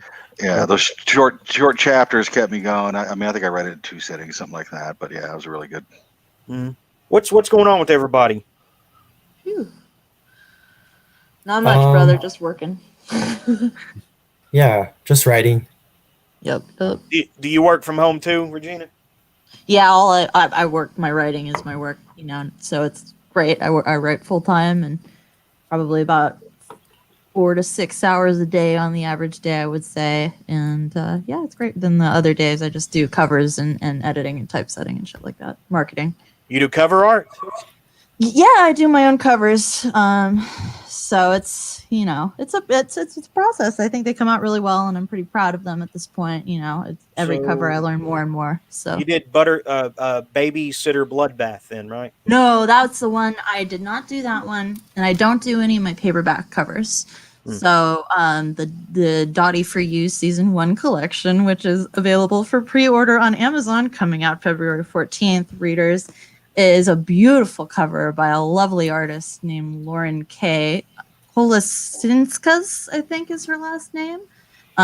Love her work. It's very Crumb, kind of Harvey Pecker influenced, with a touch of Joe Coleman, if anybody knows who that is. Cool stuff. Really psychedelic and fun. I think I know who you're talking about. Didn't Joe Coleman do the cover art for Apocalypse Culture? Yes, he did. I love those books, and yes, he did. Yeah. I've only read the first one, but that one is a pretty awesome book. Yeah, they're awesome. I love those books. The second one, I have been looking all over this godforsaken house for my copy of the first one. I know where the second one is, but the first one is just MIA, man. I gotta try to get a new one, I think. But God, those books are so interesting, so messed up. But yeah, so I don't do any of my paperback covers because I want those to be special. God, even that's wrong though, because I actually did do the cover for Wild Girl Running, but that's just a painting. So I just took a stock painting from a stock site and did that for the cover. It came out really beautiful, I think, but that was my first paperback cover, so it's it's a big deal. Do you only do your own covers, or did you do any for Elizabeth Bedlam or Aaron Beauregard? No.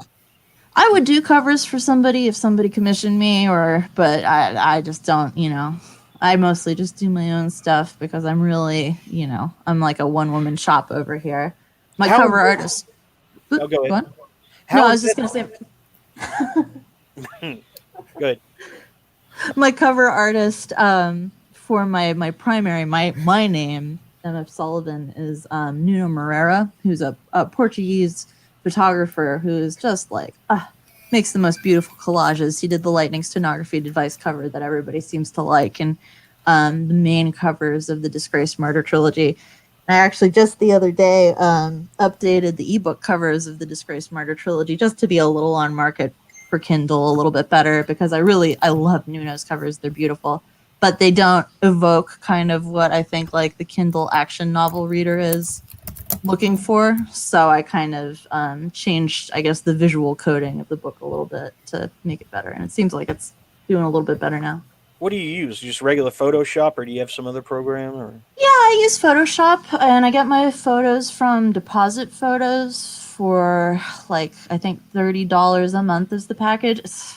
Their website's such a scam. It's really easy. They make it super easy to accidentally download a photo without meaning to, and then they also the system is that you pay your $30, you get your 30 photos for the month, But if you cancel, at the end of those 30 days, any photos you have left over will go away unless you resubscribe to another package.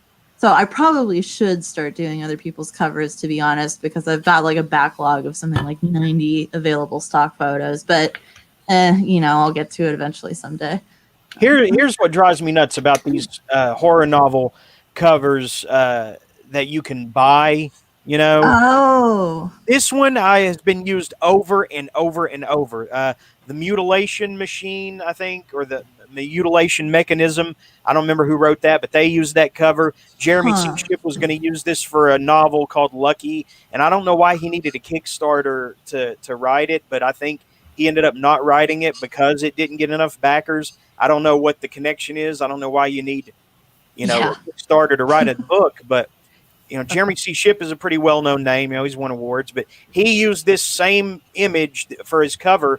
Was going to use it that other people had used. I've seen this one over and over for covers of books. They're like 99-cent, amateur horror type deal. It's just over. It's a cool image, but when you see it, as like a cover for several books, that's like that's really that's. It's very generic. That's weird. I didn't even realize the prefab covers were a thing until like earlier this year. I think I was just doing a little bit of market research on probably the erotica authors subreddit, and somebody linked to one of these sites, and I was like, fucking pre-made covers, what the hell is this? Even people on Smashwords can get into MS Paint and cut out some. Simon McCarty just sent me a couple of titles on Smashwords that just look like absolute garbage, and obviously the covers are not very good. But it was like, they tried. They made custom covers that suited their genre, and, you have to respect that. These prefab covers, though, it's like, that's just for people who just want to fill out their catalog, I think, and just are willing to literally put out whatever. I might be filling my library as fast as I possibly can and trying to publish one story a week at least, but by God, I do have a certain basic threshold of quality that I am trying to meet. If the world ended now, basically, or civilization did, and I still had all my books, including Kindle, I mean, I'd be like that guy in Time Enough. Yeah, Time Enough at Last. for Twilight Zone, and I don't have to wear glasses, so I would be set for life on reading material if I never bought another book right now. Seriously. I'm sure. Jesus, 445 or 4,600 books just on my Kindle, and then you look around this room and there's a bookshelf everywhere there possibly can be, and they're double rows on every shelf. So yeah, I've got books that I don't even remember owning that surprised me, at every turn. So I'm the same way. Yeah, they just crop up in every room after a while because you can't fit them anywhere, Even with like the number of them, but also even just the books you'd go back to. There are some that stay with me and I do have to reread, every so often. Oddly enough, one of them is one that nobody else has heard of, I guess, and it's called "Until Hell Wouldn't Have Me" by Ernest Talby.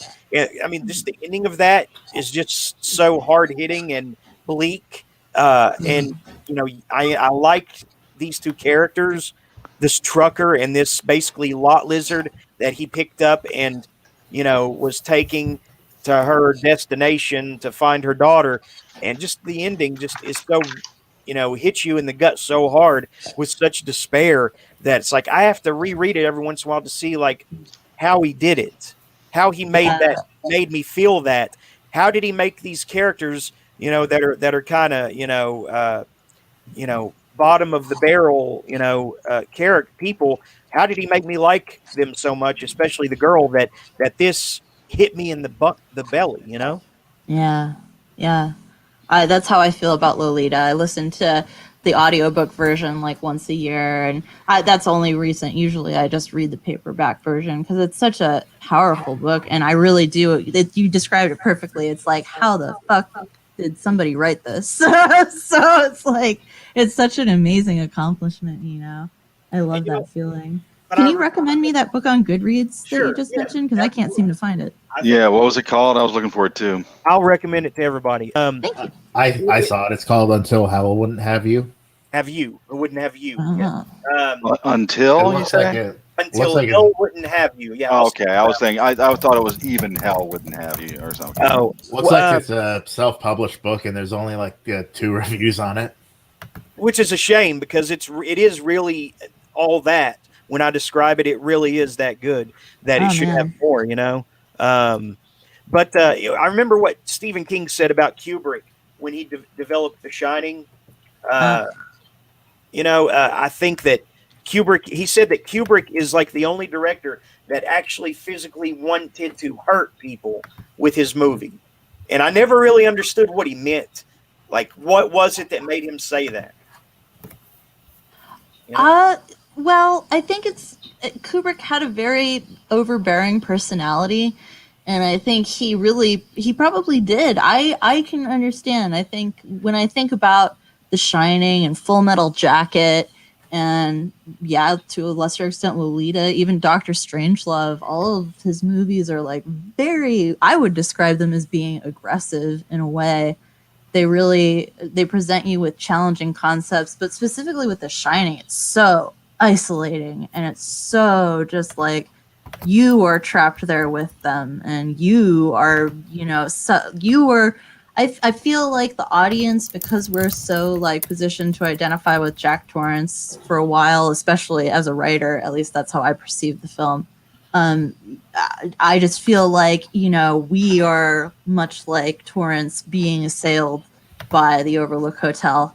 And it's like you can feel the visceral antagonism of the hotel in that movie. And it's like almost like a ring-like curse where it feels like it could reach out and touch you because it's so just everywhere. I mean, especially in that scene where he's running down the hall and he like walks in on the waiter blowing the guy in the bear suit, or vice versa. I can't even remember. Now that was not in the book, I don't think, was it? No, it's not. Yeah. But I feel like technically not, but like the masquerade stuff is. Yeah. No, it's like a hint. It's like Kubrick likes to like hint at what's happening rather than explicitly state it. Yeah. Like if you read 2001: A Space Odyssey, like Kubrick was he adopted that book exactly. It's just we're just looking at what's happening to the astronauts from like an objective perspective. We're not like there's not like a narrator holding our hand through it. Yeah, and it's like it's also that movie. Like the last time I watched it, I really realized how much Kubrick was making a point for Hal, and how like Hal was a living being who, in a way, in a consciousness way, he's a digital consciousness, and he had it's just, God, I was like so moved. I think I cried actually the last time I watched Hal die, and I haven't watched 2001 since because it like moved me so much. It's just I have to. Robot made you cry? Yes. Yeah. What are you doing, Dave? Wow. I found it very moving. I don't know. I don't think I've read the book Dr. Sleep, but I watched the movie, and there are a lot of people who are absolute purists who say no, it's garbage. But I really liked what I saw. I don't know, and I loved the backstory of how there were different kinds of people with the gift, and they would call them pushers. Like the snake bit Andy could make people do things by suggestion. Like even when she made someone kill themselves. Not going to say who, but so there were pushers, and then I don't know, the girl was like one of the strongest variety. I thought that was cool, how it had this like world building lore type thing installed, and I don't know how much is faithful to the book it is. And that was the most horrible scene to watch when they kidnapped that little boy after the baseball game. Horrible. I mean, it was seriously torture to watch. I thought the movie was really good. I hadn't read the book, but I liked it. Yeah. And yeah, the baseball boy, that was brutal. But the final battle You know, I mean, it had me like riveted. It could still. There aren't a lot of movies I can make it through now, but I guess because I'm such a voracious reader.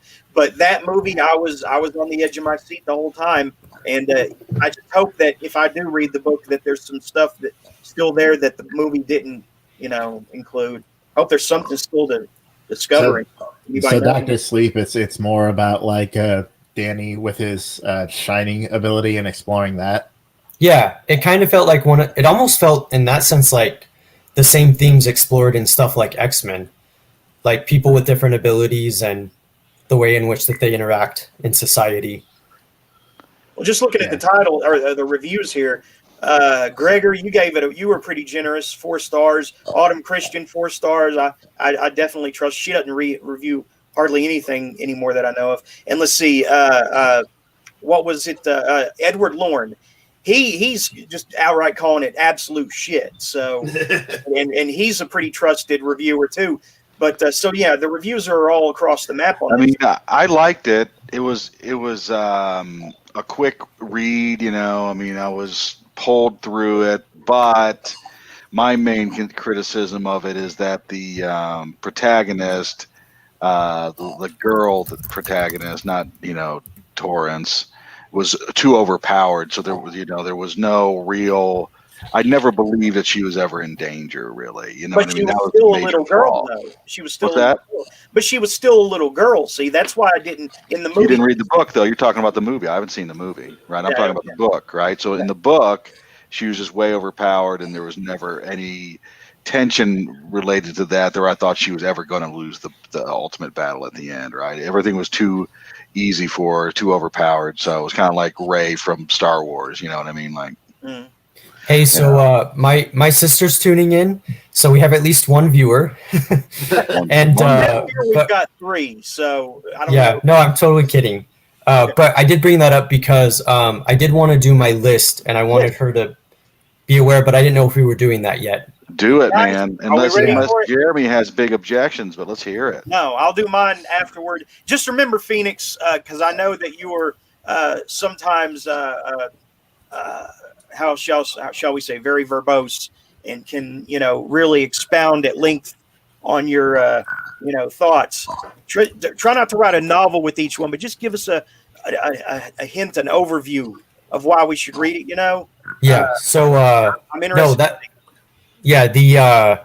I've been thinking about my philosophical expositions, and actually the flip side of what I'm able to do is someone who speaks or writes very concise and leaves a lot of things unsuggested. And I'll admit that is really hard for me, just as a skill, even though I'm aware.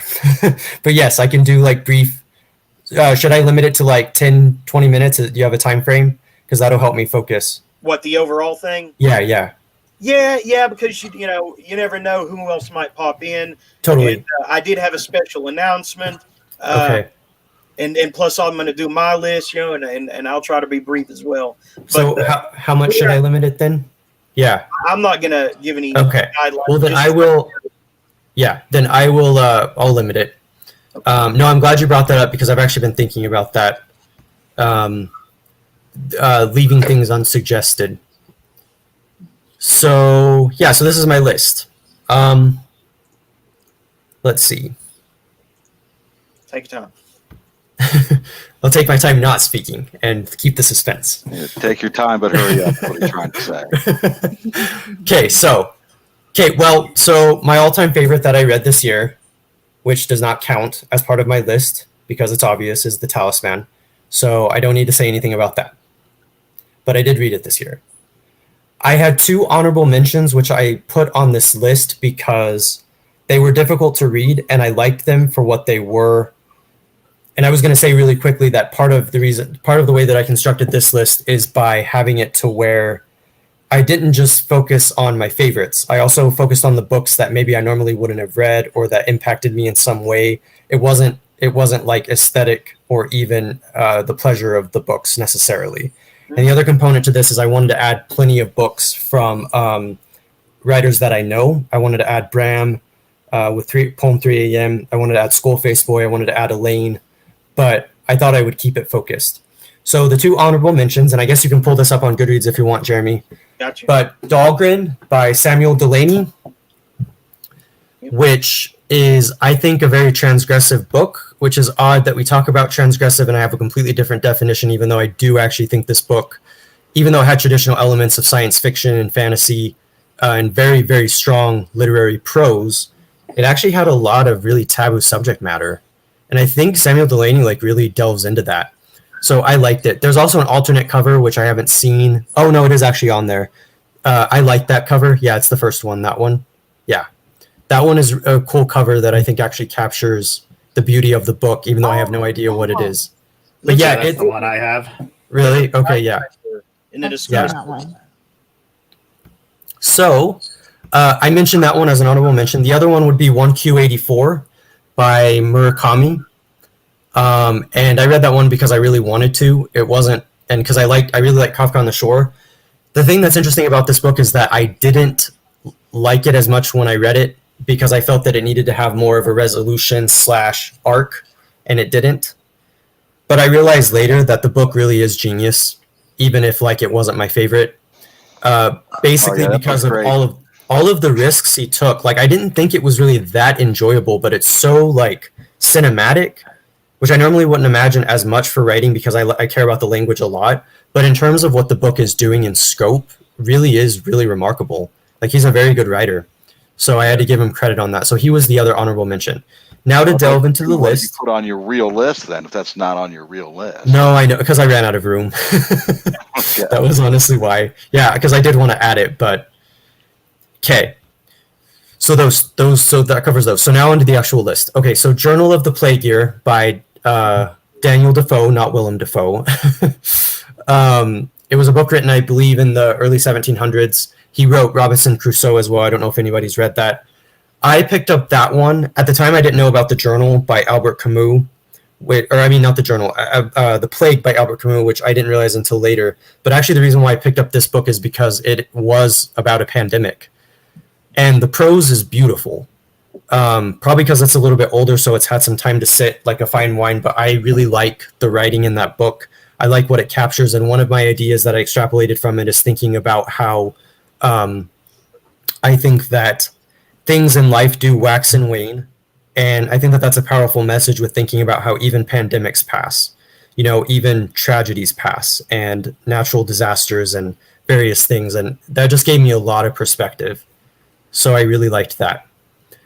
The next one would be Carl Sagan's Cosmos, which I really like as well. I've tried to read it multiple times and I'm not even done with it because I think it's very dense. But I really like it and I had to include it on this list. Lower on the list because it wasn't my favorite. But in terms of like astronomy, you know, I work at a planetarium, so there's often like these themes of space. And it's very interesting how he talks about astronomy through the history of not even philosophy, though he does talk about philosophers, but also scientists. And I think one of the ideas that is so, I think, profound about this book, I mean, certainly I think Carl Sagan was a materialist. He's very much like fitting in the tradition of hard scientists, though this is not science fiction. It's definitely nonfiction. But I think the book captures the desire for beauty in, like, if you're thinking about how grand the human understand, or how grand space is compared to the human understanding, it's really a remarkable theme. The fact that we may be able to analyze these things, but they're not easy to analyze. And even though I don't know if this is intentional from a scientist perspective, it just really left me a lot in awe that we've like tried in so many ways to try to understand the universe, but how it's like super beyond us in so many ways. And I really like that theme. The other theme is also the notion of humans trying to understand the universe. So basically like how it is still filtered through Carl Sagan's perspective, even though he's using like actual discoveries in science to talk about the universe. So I really like that. So the next book is one that I think Zach would not like based off what he said, but I had to include it here. I had to include it. It's The Red Book by Carl Jung. Oh, yeah, buddy. as contrasting this with Philip K. Dick's Exegesis, those two books, I'm not done with either of them, but they capture if a writer was going to tap into their magnum opus, not in the sense of just sophistication, but also something like mystery or amazement, or just like completely like almost like splitting off from their more rational perspective, like that, you'd end up with books like The Red Book and The Exegesis. And I think the reason is because so at least specifically with The Red Book, he's exploring his own consciousness. And I don't know if you had any thoughts on it, Regina, by the way. Have you read this, Regina, as well? Yeah, buddy, I could talk about it all day. I just wanted to ask, did your volume have the beautiful, the illustrations? I did not get those because I got specifically the reader's version. I know that was part of it, and that was a huge part of it. The reason why I didn't do it though is because I am more of a word kind of person, and I wasn't sure if I would be able to lug around a 1,000-page book. So I know that like there's like a problem with that in terms of it's limited, but I don't know. I felt a little bit more concise with this book. Did you finish this book this year, or are you still reading it? No, I'm still reading it. So this was unfortunately another one I haven't finished yet, but that I included on the list because of how much it impacted me. Okay. And I had to include that one. Well, Jeremy says you're not allowed to put a book on the list unless you finished it. Did he really say that? No, he never said that. What objection does Zach have with Carl Jung? What's wrong with exploring the subconscious? What on earth? Because Carl Jung wrote a book about the occult, and he was allegedly an occultist.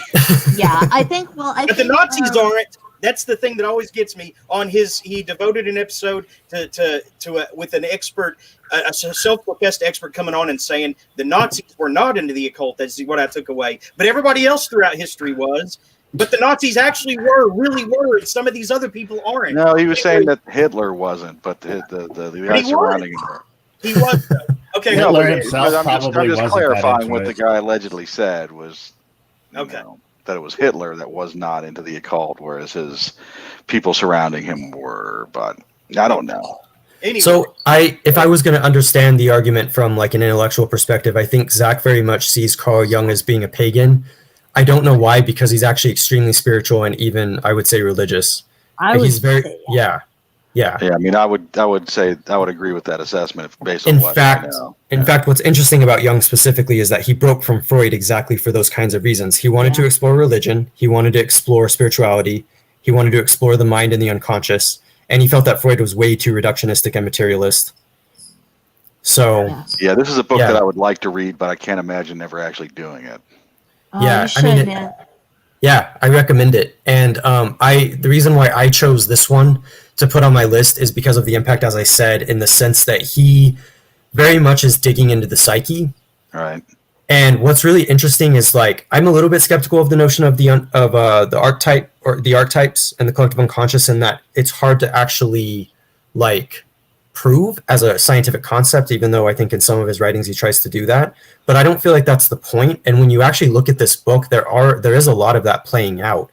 Like he cites the Bible, he uses characters that are familiar, he uses archetypes, and it's just remarkable that this is in his mind. And I think honestly, if a writer really wanted to explore themselves, or an artist even, tapping into these like very difficult themes and tapping into like finding a way of tearing down our own boundaries with our art, to me is really what I took away from this book, because I think that's powerful. Yeah, I haven't finished the Exegesis either, but I've got that and I pick at it every once in a while. Has anybody actually finished that? I have not finished it. I'm still working my way through it as well. We should race. So we can all race and see who finishes fast. Yeah. I was just gonna ask, have you fellas read I have several of his collected works, Carl Jung's that is, and probably my favorite one is 9. But you mentioned kind of you feel like there's not a lot of proof of the unconscious. To me, I feel like what we're really talking about, the archetypes, can be kind of represented as like a taxonomy of fiction almost, and a taxonomy of imagination and of dreaming.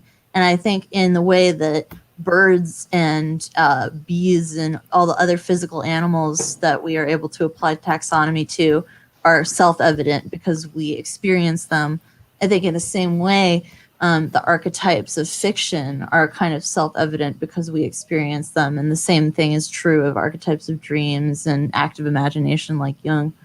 I'm glad you brought that up. Go on. Oh, just in the sense that, the reason why I'm skeptical is because not because I don't think it's possible, but because it's, ironically, because it's intuitive. Because I agree with you. I don't think these are easy ideas. I think it's easy for our logic to decimate such kinds of theories because we want it to fit in an explanatory category, for lack of a better phrase. We want it to be immediate, and it's not. And that's why I chose this book on this list. Yeah, that's great, man. Yeah. Anyway, I don't want to. I'm glad people chimed in, but I also want to make sure that Jeremy can go. Yeah. I really am glad people chimed in, though. I was hoping people would.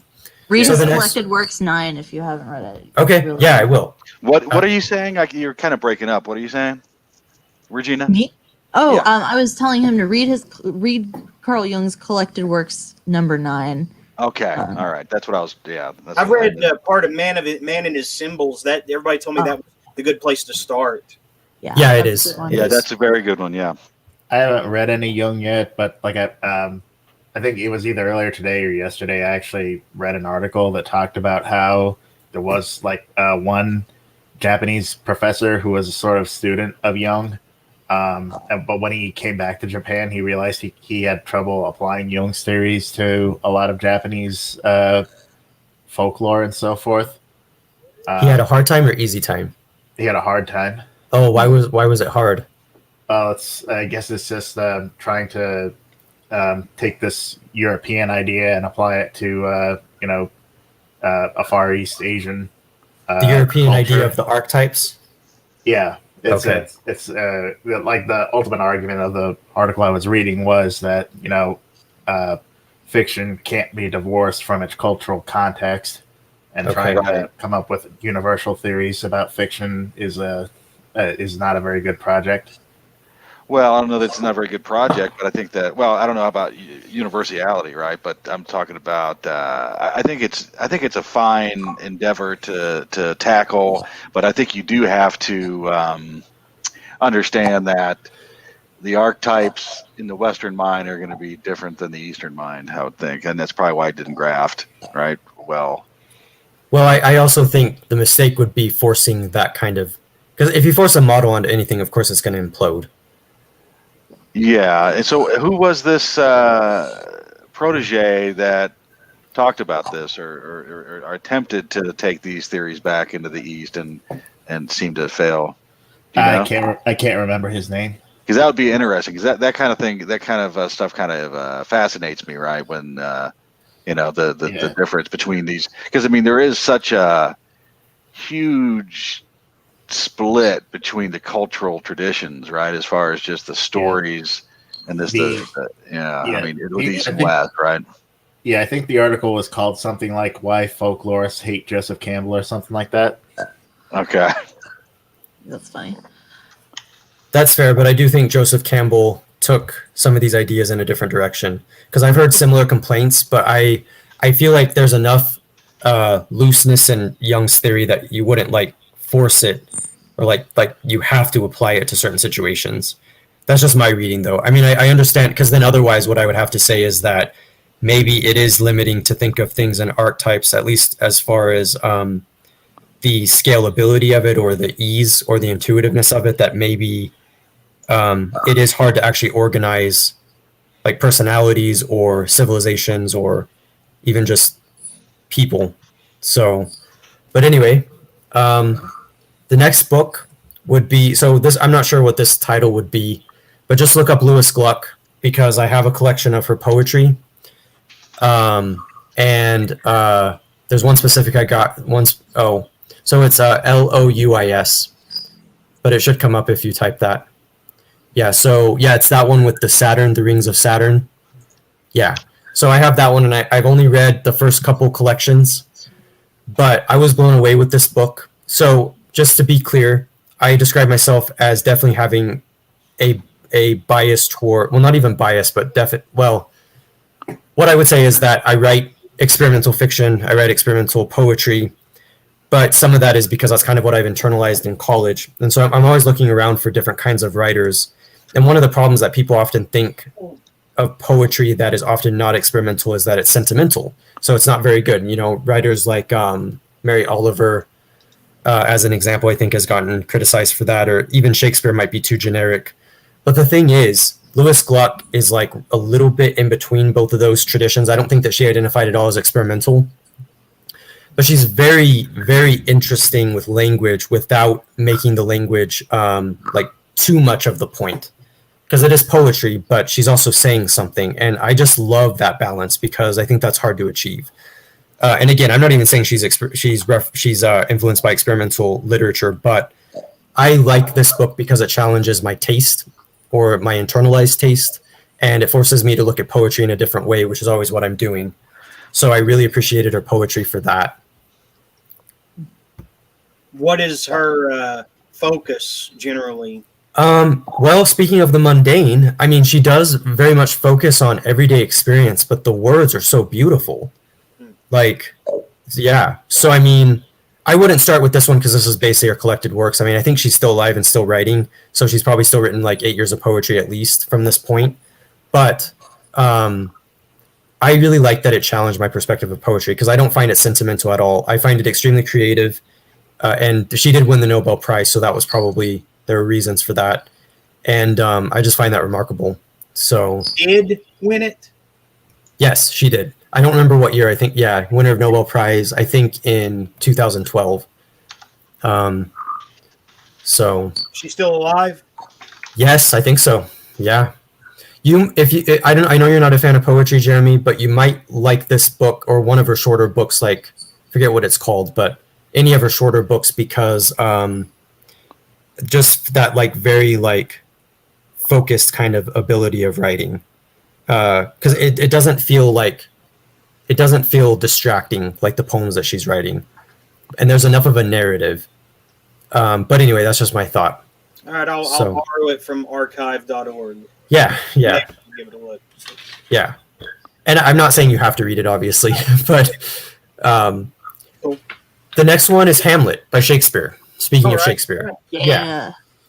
So speaking of language, I wanted to read this for the language, but also because Shakespeare is influential, obviously to the point to where he's ubiquitous, which is frustrating, but at least in the sense of his ability with language. So compared to people like Edmund Spenser, he's actually very much, I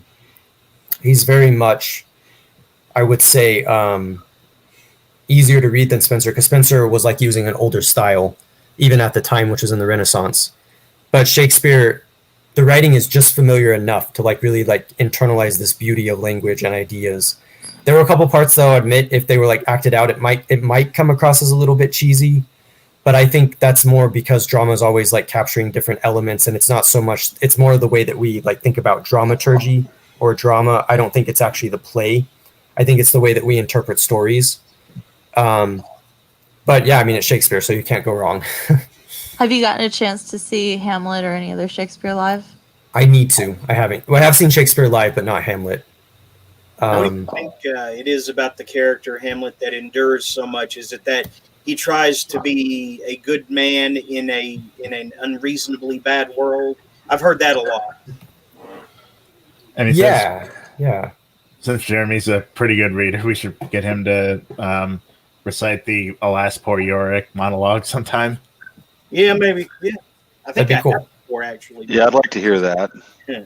Okay. Yeah, maybe later. So, I mean, what was it your first time reading this year? I think I read parts. So I did read most of my books in high school, of all things, but there were some that I just didn't because they were like I couldn't finish Dostoevsky's Crime and Punishment, and I still regret that to this day because I have a mountain of books I've read by him and not that one. I have not read that one yet either. I always intended to read Crime and Punishment and War and Peace side by side. And one day I plan to do that, but I mean, it's way off, you know. But I mean, at least at the time, like it was too dense for me, I think, in complexity, so I didn't appreciate it as much. But I have the complete works of Shakespeare in paperback, which I really like. And it was just sitting on my shelf, and I was like, I'm always thinking about good writing, always trying to wonder like what makes writers resonate with people, and Hamlet's a popular one. And what's really interesting about Hamlet is there were like 10 different times where I've heard those quotes, like just in other media or that people would say, and I can't remember any of them now, but they were like really common quotes. Like it was nuts. I had no idea those all came from Hamlet. Yeah. So Shakespeare was memed before memes were a thing. Yeah. Yeah. Absolutely. Yeah, that's a good way to put it. My initial exposure to Hamlet, my first exposure to Hamlet was the Mel Gibson movie, but and I just remember at the end, like just glued to the TV, like, holy shit, everybody's dead here, man. This is awesome. Yeah. Yeah, it's just like, Shakespeare's stuffy and boring. It's like, dude, there's like murders. There's there's fucking the drama, adultery. It's awesome. Yeah. My favorite play of all time is definitely still Macbeth. It's so fucking good. Have you seen But the Fassbender version of that? I actually couldn't sit through it because I didn't like their depiction of the witches. And it's like there are so many good depictions that I don't fucking want to even bother What sitting through it. film version do you recommend of Macbeth? Because I like Macbeth quite a bit.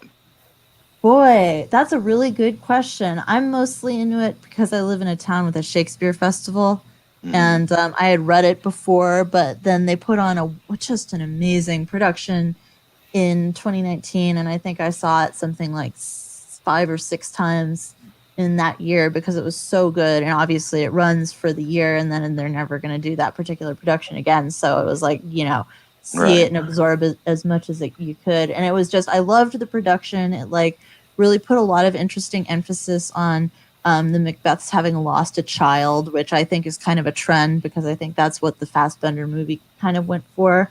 Gosh, I'm really trying to think if there has been a version recorded that I really jived with, and I'm not really sure that there has been. I don't know if I would recommend any recorded version I've seen yet.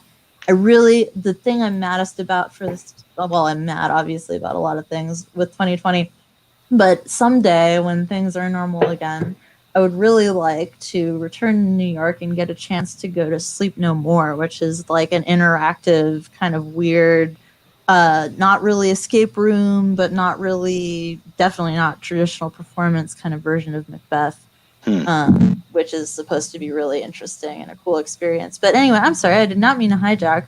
I just wanted to ask you guys if you had read Macbeth and or Titus Andronicus, because Phoenix, I feel like anyone who likes Hamlet at all will enjoy both of those. Yeah, I need to read Titus Andronicus actually. I want to tap into his history plays and actually read his trilogy. What do you think of that? Because the histories aren't usually talked about as much. They've been doing the Henrys here for the past like 3 or 4 seasons. Okay. So we got through I want to say, we got Henry IV was really good. Henry V, part 1 and 2. I think they would be really dry to read, but I think it's worth reading. Okay. And then Henry VI, the way they were doing it, it's frustrating because they have so much talent, but they're trying to like appeal to other people in other companies. So because of that, they're working with other companies, and they're bringing this group from. I don't want to complain about this because it's going to make me sound like really like, I don't know, red pilled or something, but it's this all female version of Henry VI. But what pisses me off is that it's a version, an all female version where they are, they like really drastically cut down Joan of Arc's scenes, which are like the most interesting scenes, certainly of the first Henry VI. And it's like, man, to me, it just was like really kind of a, I don't know. I'm not really a Catholic anymore because I'm such an occultist, I guess, that I'm like, I'm still very religious and still very serious about God. But I just, I'm not Catholic anymore. But because I was raised in the Catholic faith and because I think it's strictly speaking technically right. I mean, a lot of my practice is derived from Catholicism, but just, in spite of that, I don't identify, but I still get kind of twerked off when I see. I perceived the cuts of Joan of Arc's character was really because they just didn't want to touch on the religious stuff, because there is a little bit of an kind of an SJW contingent. I really hate to say it, that this theater company is appealing to, and I understand why they're doing it. I understand, why they really work hard to try to do things like this that are experimental or whatever. But the fact is that they're not really going to run Henry VI very often.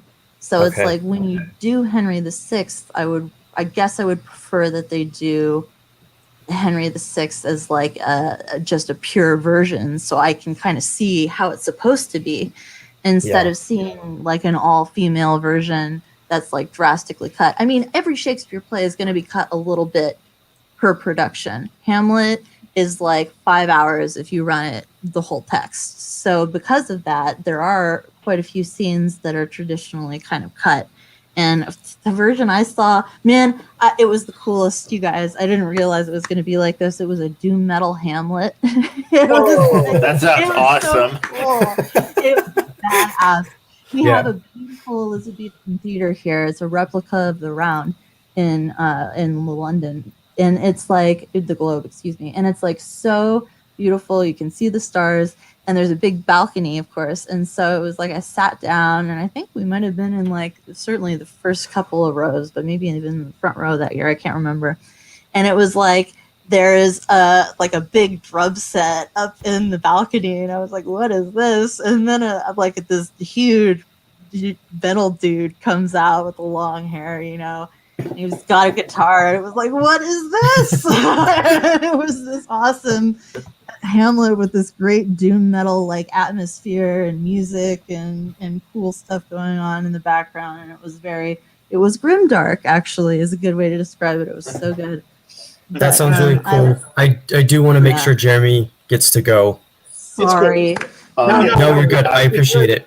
Culturally enriching discussion, Hamlet's good. Yeah, I'm a little embarrassed because I haven't read Hamlet itself, but I've read variations on it. I've read Rosencrantz and Guildenstern Are Dead, and I've also read Hamlet Machine. I need to read actual Hamlet. Yeah, you should read it. It's great. Anyway, I'm please glad. go on, Phoenix. No, I didn't mean to cut you off. I just didn't. I want to make sure that Jeremy can go. What are we on now? 6, 5? So I have 5 more. Okay, cool. But and I'm glad that we were able to talk about Shakespeare, because I think people don't really like appreciate what Shakespeare was actually doing, because it's kind of like you have to read it in high school, and like by that point you're not interested. But as you said, it's culturally enriching, and for obvious reasons. I mean, I'm glad that people talk about it, and I do need to read Titus Andronicus. So yeah, you got to. Is that Roman Empire Titus or somebody else? What's that? Is that the Titus from the Roman Empire or someone? Yes, it is. It is. Really so good. Is Brother Domitian in it then? Or? You know what? I don't know. It's not the emperor. It is I think it's a Roman story. Okay. It's just about revenge and cannibalism and rape and a woman being horribly mutilated and revenge, and I think so all of the interesting stuff. Yeah, it's like probably my second. Like my first favorite is Macbeth, and just like from a sentimental point of view, my second favorite is Midsummer. But I would probably say that my third favorite is Titus. I just love it. That's cool. Yeah. Okay. Okay, so the next one is Beautiful Boy by David Sheff, and Sheff is spelled Sheff. So this book is about addiction. As you can see, they made a movie about it featuring Steve Carell. I like the way that he acted in that movie, which I've also seen. I read this one because I was trying to understand addiction better, and because I feel like I understand some of the processes because of my own challenges with mental illness, but there are also other components such as the the way in which it like changes behavior through impulses that I found confusing, because I often see myself in many ways, at least I hope, pretty restrained. But I also understand that like humans are complicated, and we can be impulsive, and we can be messy and irrational. And I really I wanted to understand how addiction forms. There's so many interesting thoughts about this, that addiction isn't even biological as much as it is social, which is really interesting. And there's studies on that.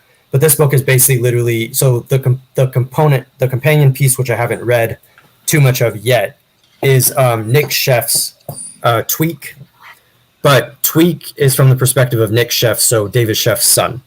But I read Beautiful Boy, and basically I would describe the book as being very logical.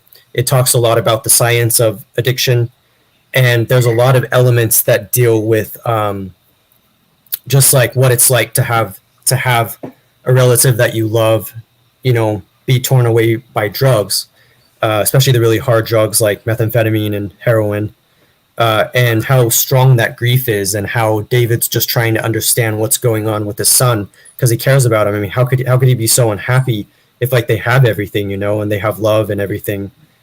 So it was very moving. I found myself breaking down a couple times reading it because it makes so much sense. And even the parts where David's just like, this is the way it is, and it sucks, and I can't change it. I have to set the boundaries, and I have to do these things. And it's just like, man, like, obviously you care. Like, why is it that you can't change it, But I think the book has a lot of hope, too, because through that love, they're able to identify a lot of healthier coping mechanisms and the support, which is extremely important, and being able to rewire the brain in profound ways through these kinds of. So when you say rewire the brain, you mean that because a lot of times drugs, particularly of the stimulant variety, the amphetamine types, will like they'll wreak havoc on the reward system in your brain. Yes.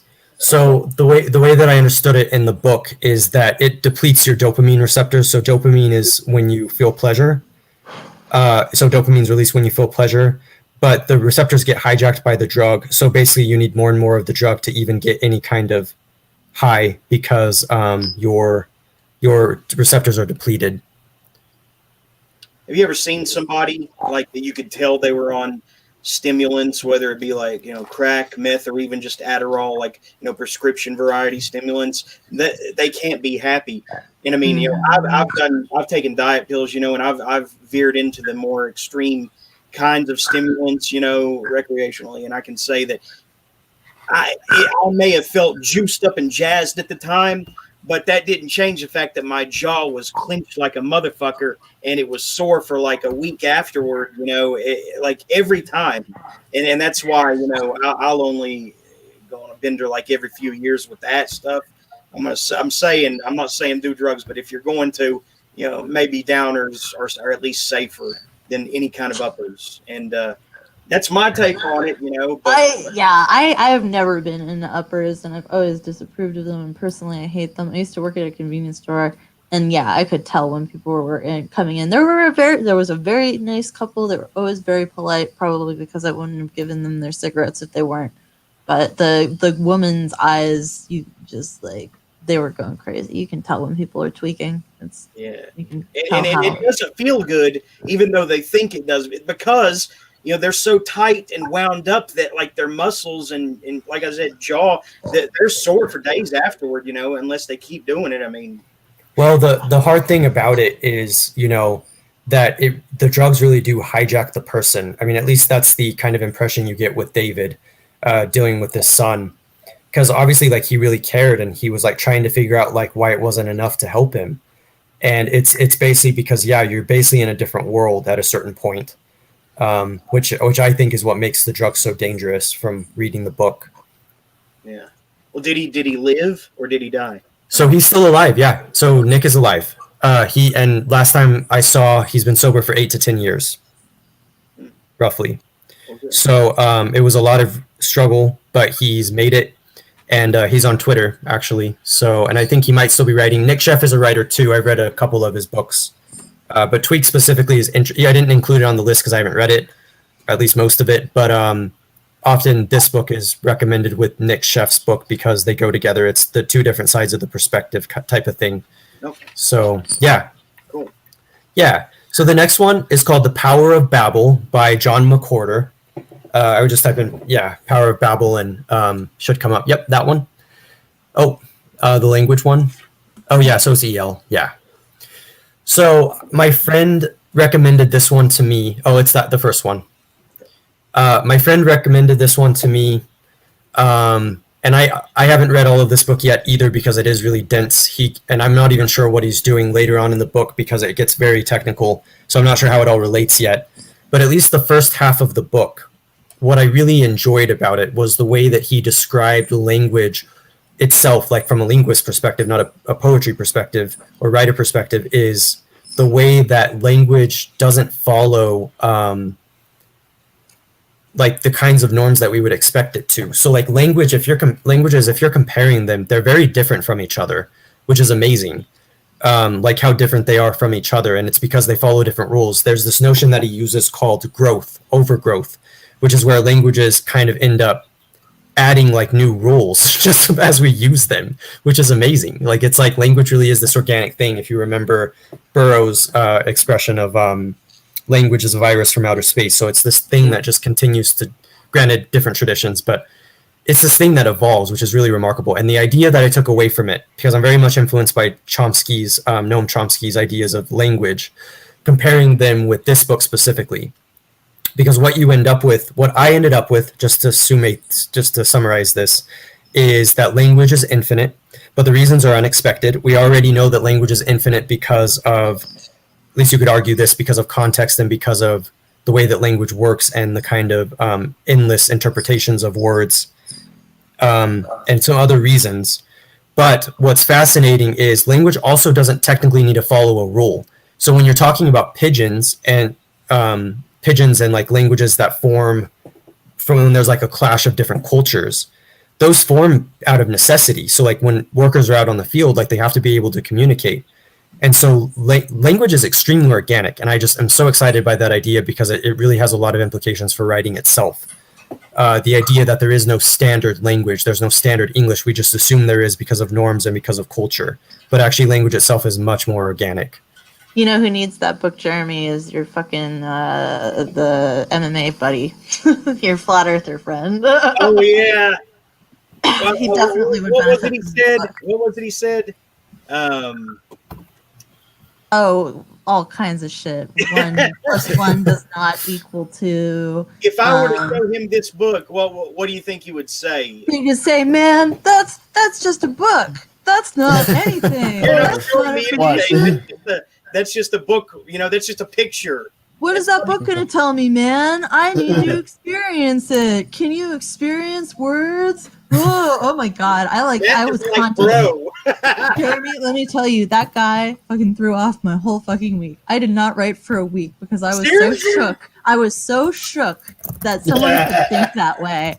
I just could not fucking write. I was in despair for like a fucking week, and like all kinds of other shit happened later on in the week. So I feel like talking is an omen. That's why by the end I was just making your mom jokes. Yeah. And he said, I don't care. You can say whatever. I don't like it. What was it? You said that now I'm beginning to see the picture, big picture. Yeah, the picture's coming together. God. Just I can't even enjoyed hearing you and Ben and Ann go in on that guy though. A lot of people like That's that. good. I'm glad people enjoyed my suffering. Suffered for the art form, yeah. So what are we up to now? Book 4? Yes, book 3, I think actually. So Fellowship of the Ring by Tolkien. And I don't need to dwell on this one, but I had to put this one on the list. Cool. So for obvious reasons, I don't know if anyone had any thoughts about it, but I'm reading the trilogy right now. I'm in the Two Towers, but I read this one earlier this year in December, and I very much like it because of its complexity and the world building, which the more I read the book as a trilogy, the more I see the world building just get even more intricate. It's a great book. Again, like Shakespeare, it might be a little bit over-recommended, but I do think there's a lot there, but not for the reasons you'd expect. And I love the characters. I love the idea of hobbits as being people that are considered less capable in some ways because they're smaller beings, and yet if you think about Frodo's character, it's all heart. So or Pippin and Merry, these characters, and I just find that remarkable. So, and have you noticed how they're innocent? Yeah. They don't. It's not that they're like total, weebs or whatever. They are a more innocent version of man, I think. Yeah, I love that. Yeah, that's a great way of putting it. So the next one, unless anyone had a thought, is The Divide Itself by R.D. Laing, and Laing is spelled Laing. Oh, have people read that? Lang is my boy. I love Lang. He really was there for me at a weird time in my life. And I was like, am I going crazy? And it was like, no, I'm actually just having a spiritual awakening. Thank you, Dr. Lang. Yeah. So Lang, I watched, I don't know if anyone's heard of Sisyphus 55. He's a YouTuber on YouTube, obviously. And he has an episode on R.D. Lang's book. Mm-hmm. And one of the things that comes out of that is this notion that Lang was the psychiatrist who couldn't cure himself, which says everything. So this book, I read it because there were a lot of reasons, but one was actually because it was recommended by Sisyphus 55, but also because I read some of Lang. I did a video on my YouTube channel because I'm interested in his thinking of working outside of the confines of tight clinical psychiatry to be able to explain mental illness. I think that that's a remarkable theme. I wish that more scientists and doctors would do that, even if it's a little bit harder to integrate those things. Because one of the themes that comes out of his writing in this book, as an example, is that like mental illness is still humanity. Like it's not like mental illness is this isolated thing. Like it's still what it means to be human is to have some of these maladies or to even just have this darker side of the psyche, which I think is extremely important. I wanted to understand schizophrenia and mental illness at large. So I've been reading Lang, and this book came in that recommendation, and it's a short book. It's like less than 200 pages, I think, and it's pretty readable, very accessible. But I like it because of also the hope that comes out of it too. The idea that there is a lot of potential to find, like through introspection, you can find an understanding of like mental illness and like what that's like. And so it's a very sympathetic read in that way, because of course he's not judging it in a way that a clinical setting might. And yes, in terms of the quality of, I'm not going crazy. Like this is the world. Like, yeah, you totally get that vibe. Totally. Yeah. So, have one of those days. You ever have one of those days where you feel like you really tried, you really gave it a genuine try, just to whatever, and like it feels like everybody is going in on you, Yeah. I totally feel that. It's like something culminating almost, and it really gets you down, Yeah, man. Totally. Well, and that's why I find this book to be so empathetic, because like he experienced mental illness in some capacity in his own life anyway. And it's interesting that, like Michel Foucault, he seemed to be writing to not just understand mental illness in the world, but to understand himself. And like that to me is like one of the cornerstones of good psychology, is when you're trying to explore. You could even say this about Carl Jung, actually, specifically with the Red Book, but that it's about exploring your own psyche, and through that you can understand human nature better. So it really is just empathy for people with a different mindset or with, a different biology. And I think there's a lot of value in that. Yeah. So I think that if we treated, things like depression and even bipolar or just someone having a shitty day, if we treated it more like a weather forecast, I think we would be better equipped to respond to it than to just break down and, turn it into a, like a badge to wear on a uniform, if we just treated it like weather, it's coming. We know it's coming, but it will eventually, the clouds will, it'll get, the sun will come out. That's so true. But yeah, I love that. By the way, this is the R.D. Laing I'm used to reading. That's funny that he's got a similar name to this guy who I I enjoyed listening to break down on the Howard Stern show, in live, in a live setting, throwing shit at interns and, threatening to kill them and, and then crying and hugging Howard and saying, I'm sorry, but I don't belong here anymore. So I don't know. There's some sort of synchronicity, going on here with that pick. Interesting. Yeah, that is interesting. Yeah, that's awesome. I need to check out. I didn't realize Artie Lang was actually another name. That's cool. Another writer. Artie is in Arthur Lang instead of R dash R.D.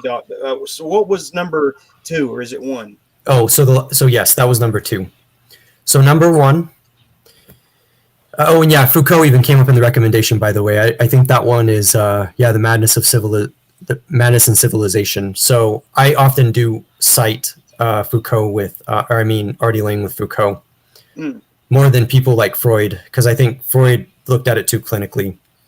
Yeah, I'd highly recommend reading Thomas Zaza's The Myth of Mental Illness as well. Yeah, that'd be a good one too. So Freud, honestly, I don't get him.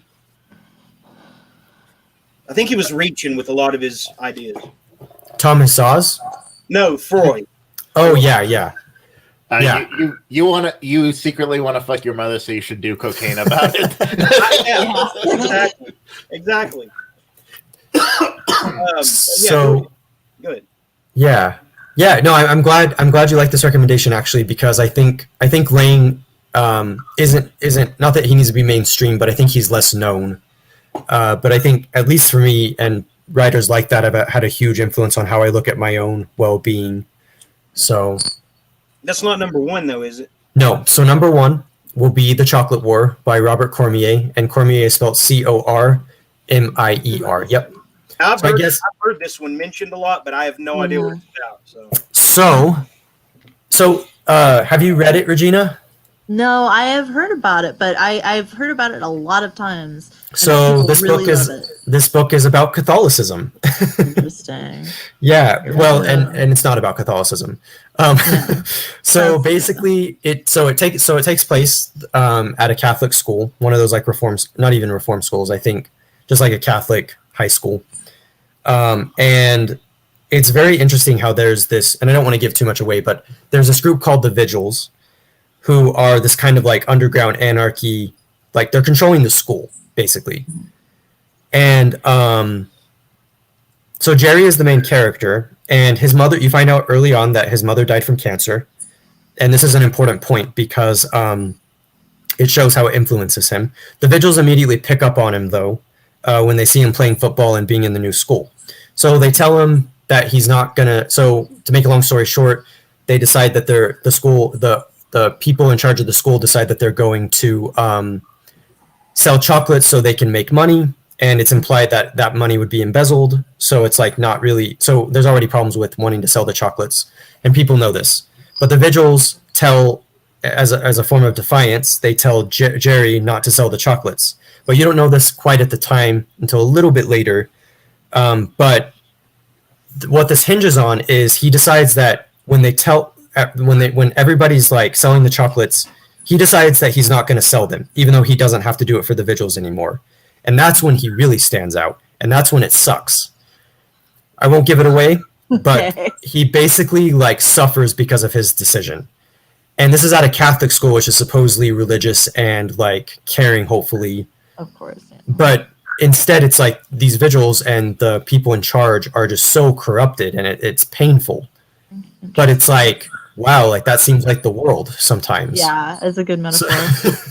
So I put this number 1 on my list because I was like, like this is a theme I very much resonate with. I don't think that it always ends in doom and gloom, because I think people can also, you could make arguments that, that people are actually generally pretty cooperative and good. And there's stuff to be made about that.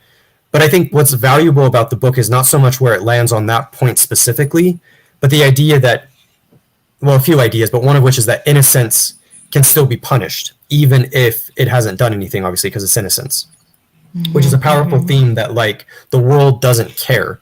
That's not, and I do, even though I don't like it as much, because I think the premise is pushed too much to make judgments about human nature, but I do pair this with Lord of the Flies, Oh, okay. though for different reasons, only in the sense that both books deal with the dark side of human nature and how people become what they become. So in Lord of the Flies, it's the kids that's evil. In Chocolate War, the kids are evil, but there are also people that are trying to do good, but they're caught in this maelstrom of chaos. So yeah, and it's it's not even children's book. It's a like young adult book before the dystopian takeover of young adult. And this book was actually recommended to me in junior high, and I didn't read it until just recently. Uh-huh. So, but it stuck with me since I've read it because of the theme and or themes, and it's my favorite because I find it to be just it resonates with me in that way, in a way that I find really remarkable. So yeah, that's my list. I don't know if anyone had any other thoughts, but yeah, I'm thank you, Jeremy, for letting me do it, and I hope it's enjoyable. Yeah, Very school curriculum list, you know. By the way, we lost Gregor. I got a text from him. Hopefully he'll be back. I don't know. Something came up, but you know, at least he got to talk to Stred. But all right, so I guess I'm up next, and I'll try to be brief. And then I don't know what I did have an announcement after that, but I'll make it brief. The honorable mention of mine is Window in the Ground by Steve Stred, obviously, because I don't feel it was long enough to warrant the place on this list. But, you know, obviously, just from anyone who hasn't read it, who would hear us talk about it on here, I feel like, you know, there's enough that he put in it that for people to talk about it, it would make other people want to talk about it. It has that, you know, water cooler feel to it. Window in the Ground does, I feel. So here's my number 10, Treehouse in the Hood by Mike Nelson. There's no supernatural, there's no extreme violence. This is very salt of the earth, you know, old Vietnam veteran in a primarily black, you know, Hispanic neighborhood who there's constantly crime, you know, and violence on the street where he lives. You know, he doesn't know any of his neighbors. And he really resents, you know, the whole situation, but he's too old to get out of it and move somewhere else. You know, he built this house, you know, his wife died in it. And, okay, so Gregor had to go for the night. So I guess we'll see him next week, but, all right, I bid you adieu, Gregor. And, Treehouse in the Hood. Yeah. The guy, finally decides when something happens to somebody shoots up his front yard, you know, like the door and windows. And I don't even think they had the right house. But at that point, he comes out and he shouts, "All right, if you fuckers want a war, you got it," you know. And he decides he's going to spend what little time he has left, you know, going to war with the neighborhood, you know, and he's buying a gun and stockades of ammunition. And then something happens, and he has a heart attack. And in the hospital, a woman in the neighborhood, you know, comes to visit him with her child, you know, and she says, you know, "I'm sorry to hear, you know, of your heart attack and everything." And from then, when he gets out and comes home, you know, house insurance covers it and everything, and he starts getting, you know, renovations done and everything. And there's still trouble in the neighborhood. The police are getting called out every day. Literally, like every chapter, there's at least 2 or 3 police calls in this neighborhood. But he's able to describe it in a different way every time, to where it doesn't really get tedious, other than from the character's point of view. As time goes on, you know, this guy decides, you know, hey, you know what? These people aren't so bad, you know, and he wants to do things for the children in the neighborhood who have nothing to do but watch their, you know, their keepers, the adults, get into all this, you know, irresponsible bullshit. And so, you know, drug running and drive-bys and, you know, face-offs, all kinds of stuff. So he builds this treehouse. Everybody still hear me? Everybody there? Yep. Okay. And he builds this treehouse, and he even equips it with a police siren that he bought offline. And so they can, you know, they can use it all day and night if they want to, but to only use the police siren, he tells them when there's danger. From there, it spirals out. there's these corrupt cops that the main character has interactions with, that he's suspicious of, and even an FBI agent is kind of counseling him on how to deal with that situation amongst all the crime with the going on in the neighborhood regularly. Anyway, there's a lot of deputy intrigue. There's a lot of procedural intrigue between all the departments, bureaucratic red tape. We can't do this because we can't do anything except call this in if you want to file a police report, etc. But the point is that he becomes like almost like a caretaker for all the kids in the neighborhood, and the parents really appreciate it.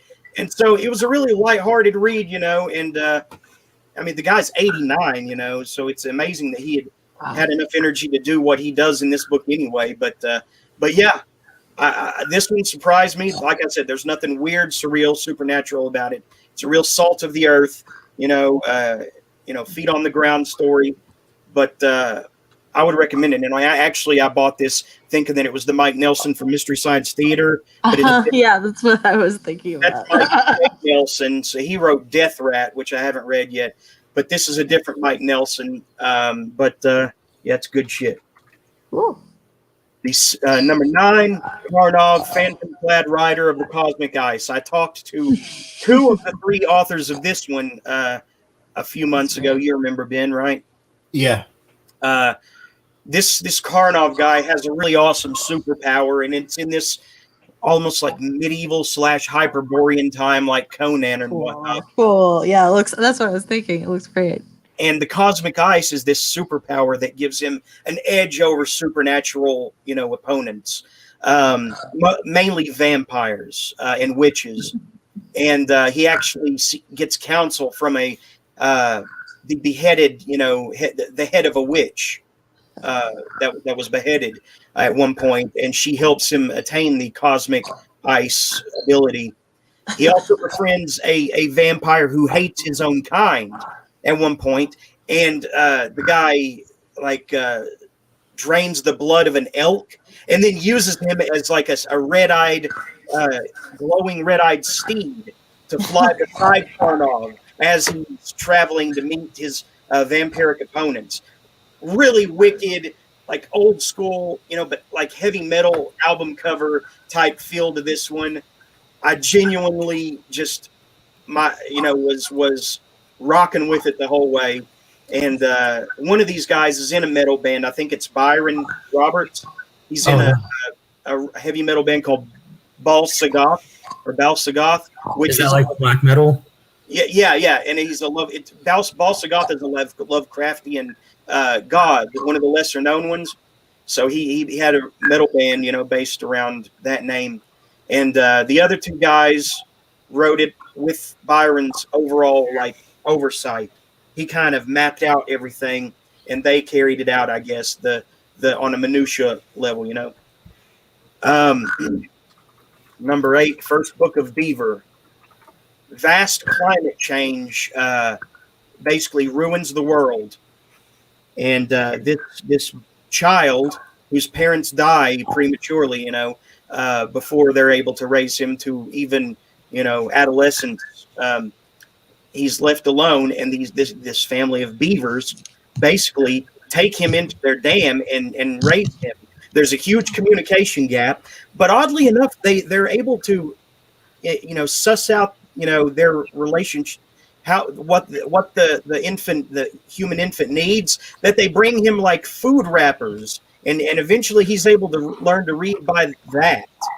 And eventually he acquires magazines as he reaches adulthood and is able to look back at what went wrong with the world. And as far as he knows, he's the only human left, and he's never met another human. All he knows is what is from the beavers that raised him. And it's such a beautiful book because of that, because I've always believed that animals have a soul.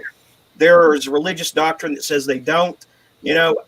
I show some of my cats every week, and they're so expressive that I think that, they would be able to fool the most religious person, that she does in fact have a soul. I do believe that they're alive. How can they not have a soul? I'm religious, so I can't reconcile this with the idea that animals are not, as sentient as us humans. But whatever, the beavers.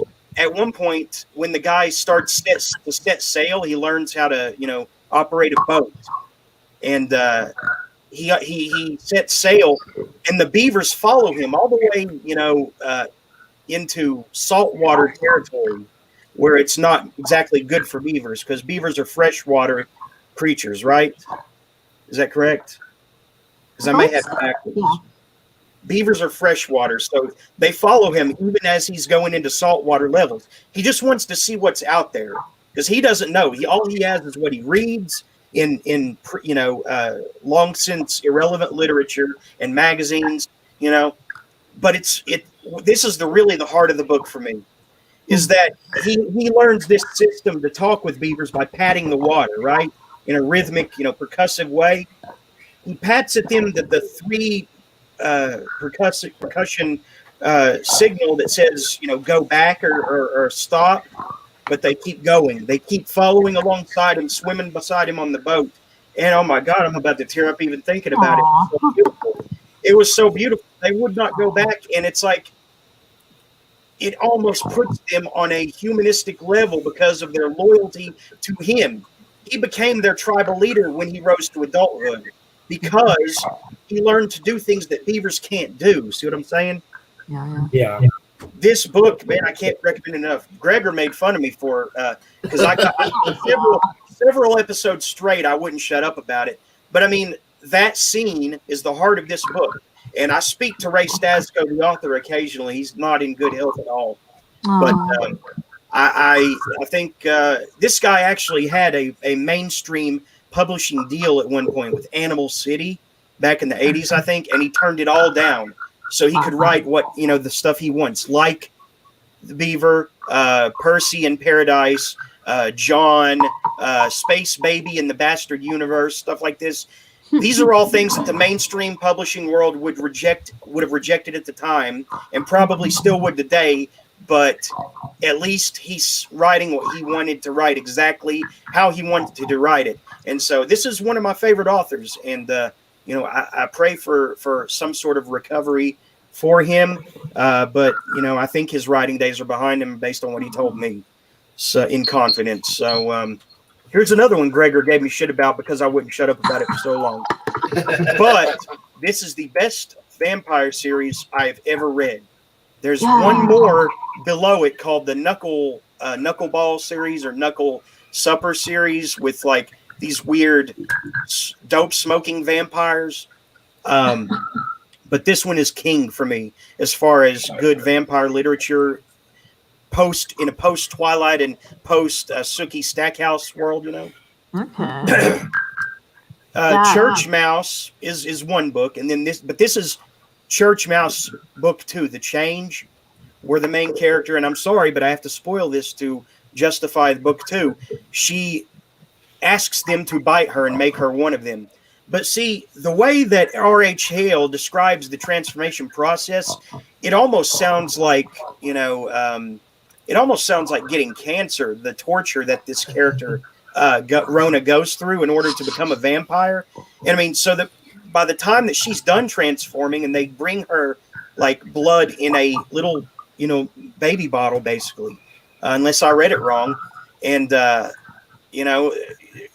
she almost dies several times for all number of reasons. But when she finally does, start to adapt to becoming a vampire, and keep in mind, these all live underground underneath a cathedral in like this like suburban world that used to be a city. You know how some cities have become underground for one reason or another due to erosion or, extra architecture built on top to prevent dust storms, Yeah. Everybody knows what I'm talking about, right? So this is eventually it became an underground city, and the cathedral was built on top of it. And the vampires have got this bishop wrapped around their finger because he's like hooked on heroin, and he's a real bastard because he tries to have Rona killed by turning the vampires against her several times. But it always ends up with him embarrassing him.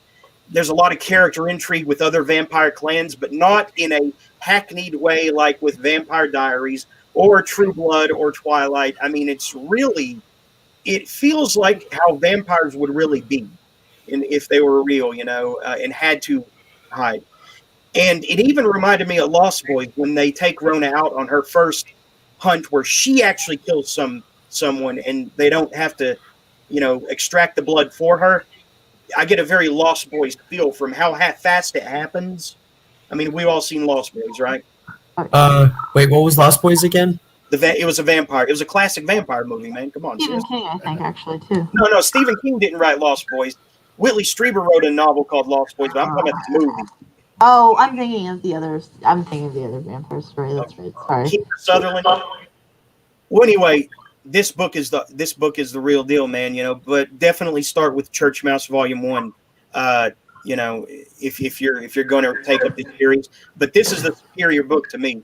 There's a lot of cries that a series only gets worse with each passing book. This is way better than the first book. I'll stand by that. And there's a tease of lycanthropes introduced near the end. So we're going to have werewolves introduced eventually in Volume 3, I'm hoping. Really kick-ass. Best vampire series I've ever read. Gregor talked about this one. And I'm in agreement that this one is just off the charts imaginative. So there's this place called the Submundo in some tropical just in South America. It's called the Submundo, and it's a territory where, oddly enough, people develop amnesia the longer they stay. And so, they could kill someone and not know it, because you're so freed from inhibitions due to these there's nearly mythical creatures that are actually real biological, animals in this space. They only live in the Submundo, and they're called duendes. And they build these strange little pyramids out of sand that people will destroy out of superstition. You never really get the sense whether the duendes are benevolent or malevolent, but the villagers who have to live, with them outside of their territory, they believe them to have very nefarious intentions. This British police officer is called in to investigate, do a wellness check on these beings called the duendes.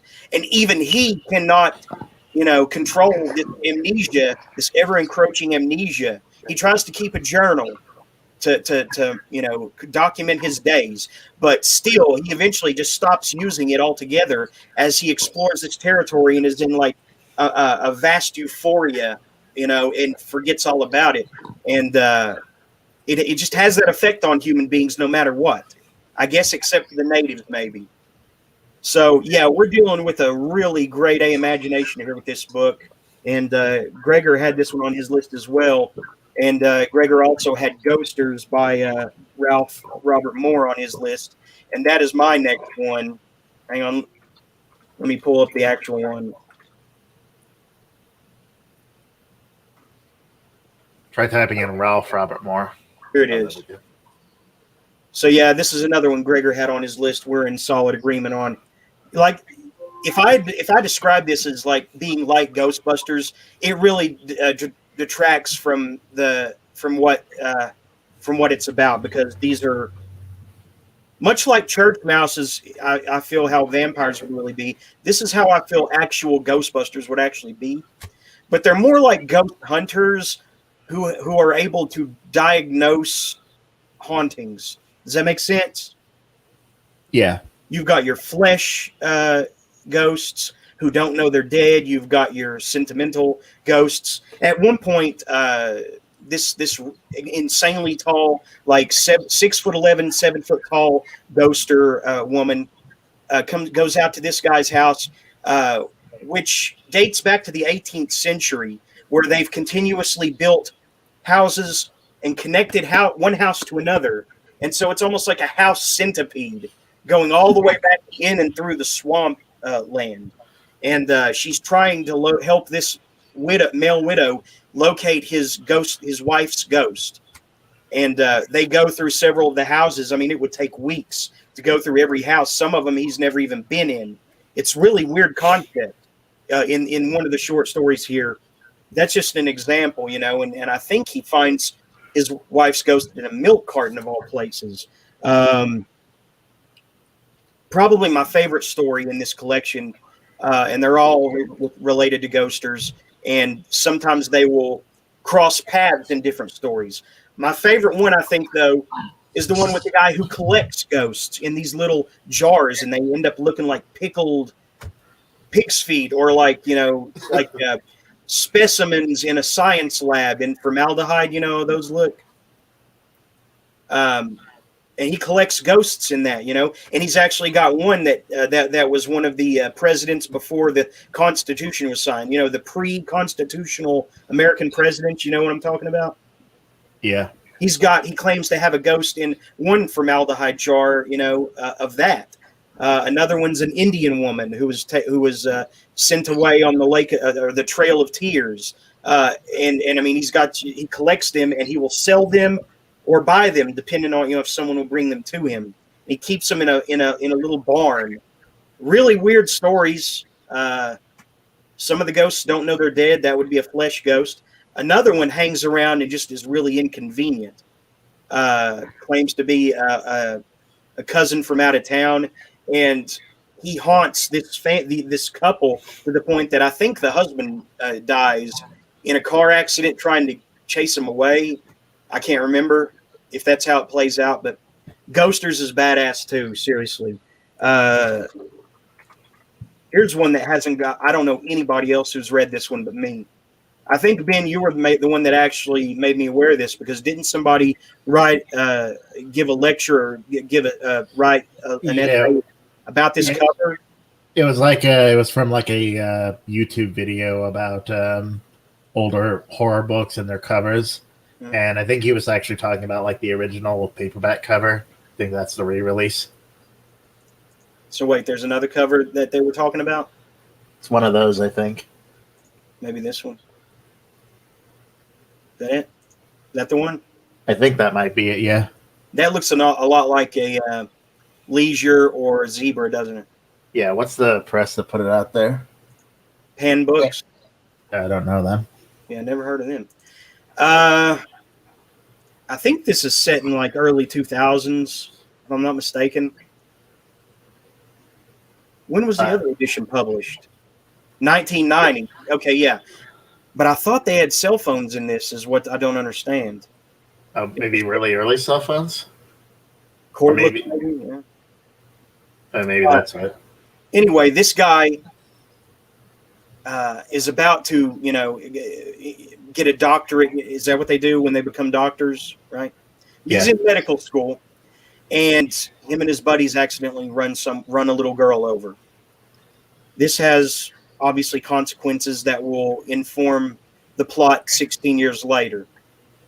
There's this mute cartoonist who will draw automatically almost, these elaborate scenes from his hospital bed. He's mute, he's basically catatonic, but he will still draw when people are not watching him.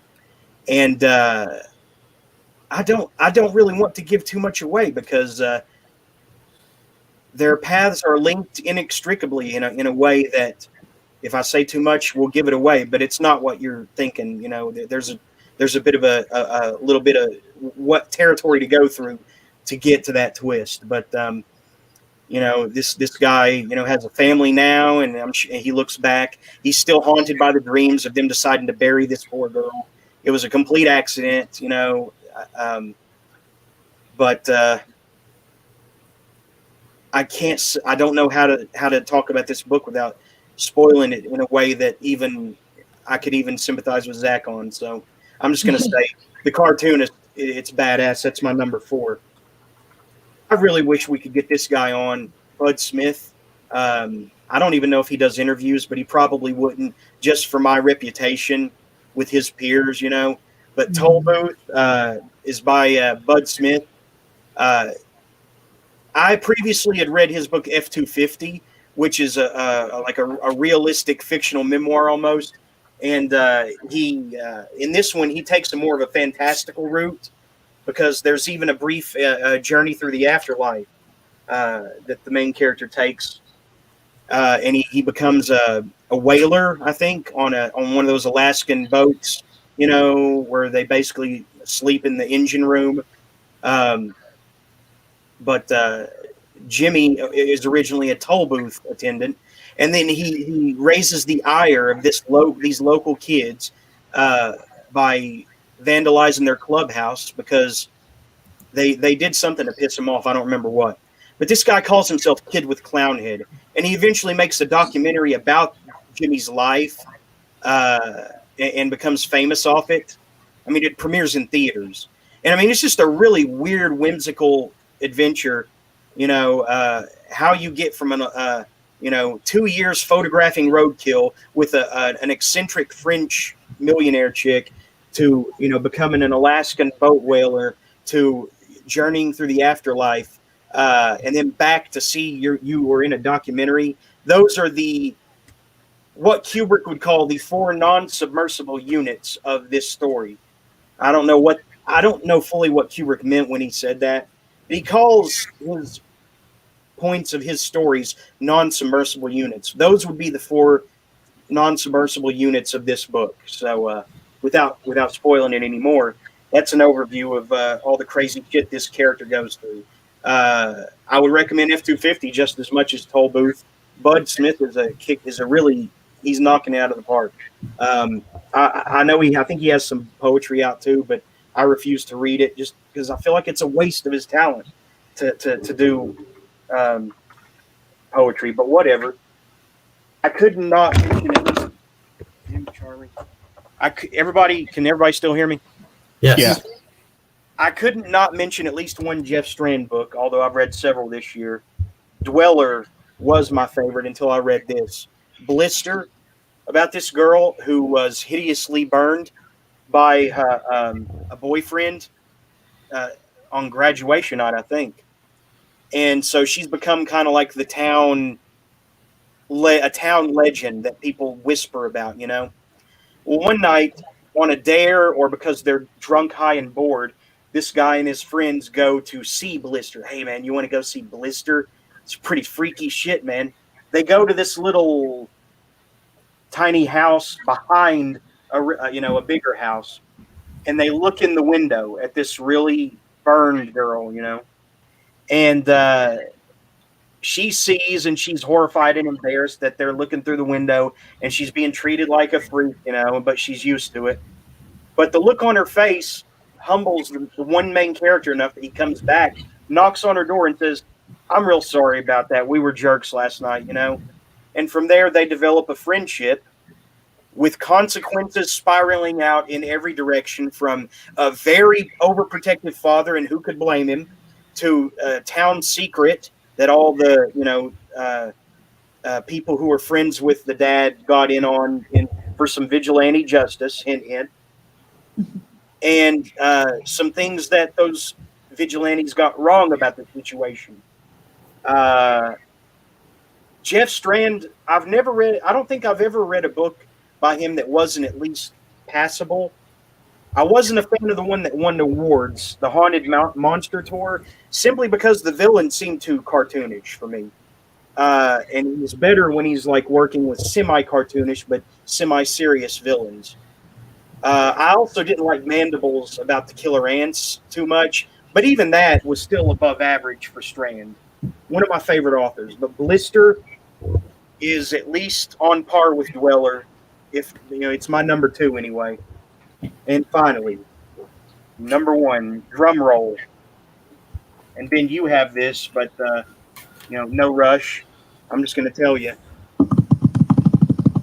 Yeah. Mules by Jared Martin. Nobody's heard of this kid. I don't even know if he has social media. I don't know if he's ever done an interview for any of his books. But he's like, to me, my best kept secret on this show. Because he also wrote You Fucked with the Wrong Motherfucker. And I had to buy that just by the audacity of the title, Yeah, and it was kind of silly in places, but it became just capable enough that, it was on my year-end list last year. Well, this right here is Jared Martin's masterpiece. These 2 girls go on a spring break trip to Mexico, and they think that it's going to be Texas border into Mexico, and they think it's going to be this fun thing. You know, one of the other girls backs out, and they run afoul of, you know, mules who are, you know, into drug trafficking, human trafficking, organ trafficking. They eventually kidnapped by a cartel, and it's horrible what they go through, man. There's a gangster or someone that was in debt to the cartel. He dies, and her still, you know, mourning daughter, his still mourning daughter is kidnapped, and they sew drugs into her body to transfer across the border. Okay. And I mean, she's still dying. When she's dying, she's clearly getting infection in there and everything. But that's how much this cartel doesn't care. It's just one example. There's a nod to the final scene of 7 in this book, but that is you won't see. It'll creep up on you if you read it. This is the best thing Jared Martin's ever read or written, and I wish more people knew about this guy. This is seriously. This is my number one. It wasn't even a question when I put them all. When I put my list together, this had to go at number 1. I'm having trouble finding him online, either on Amazon or even just. You can't find him. Jeremy did send me this book. That he put a new cover on It's Mules. horrible. The new It's cover is horrible. I don't know It's what horrible. Yes, that the Like one that I'm doing. The this one that old I'm one. doing, that's fine. The new one, I don't. There's It's passable. It looks like the dimensions are wrong, but it's passable for an ebook. The new one though, what is it? It's like a cartoon strip or something. Yeah, Looks no, like a kid did it. I found him in it. Yeah, it looks like it does look different from the original. It's like a little kid did it. This right here. This is not a good representation of this awesome story. It's not showing on the screen. It's not. Okay. Here. You'll wish you hadn't seen it though. Look at this. I've seen kids draw better than that. That's the thing. That's pretty low quality. Looks like that Empress Teresa book. Yeah, it is. Oh my like God. that. Yes. Oh my God. the guy that's like major lolcow meme territory, right? Yeah. Yeah. I'm sad to say I bought that one too, just to see what the fuss was about. I haven't gotten around to it yet, but apparently it's really bad, right? Yeah, I've heard it's pretty awful. Have you read it?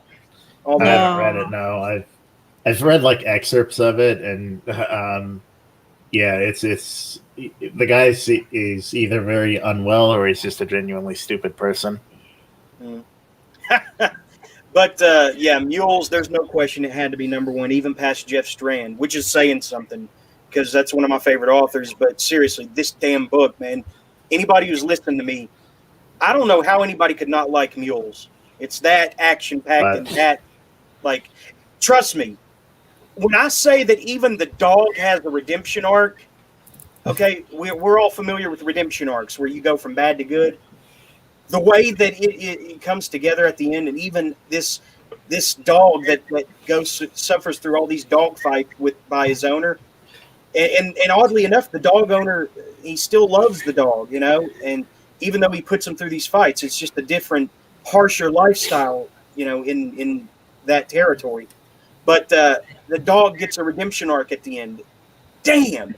And that feels good to even be able to say that about this, man. I mean, the way that the main character, one of the girls, gets the last laugh, fucking, I was like cheering her on, like I could not believe that she was that ballsy, you know, that she got the last laugh like that. And I won't say how, but damn, I mean, yeah, seriously, if you haven't read this book, why not? I mean, so Jared Martin, if this gets back to you in any way, wherever you are out there, something tells me, you know, low profile for a reason. But yeah, man, come on here so I can, you know, talk to you about this because it's seriously awesome. That's my list, mostly fiction, but there wasn't one theology book in there. Zach, speaking of Zach, I did have an announcement, and you know, this is kind of hard to make and kind of easy to make. It was his choice. and I saw it coming for a while.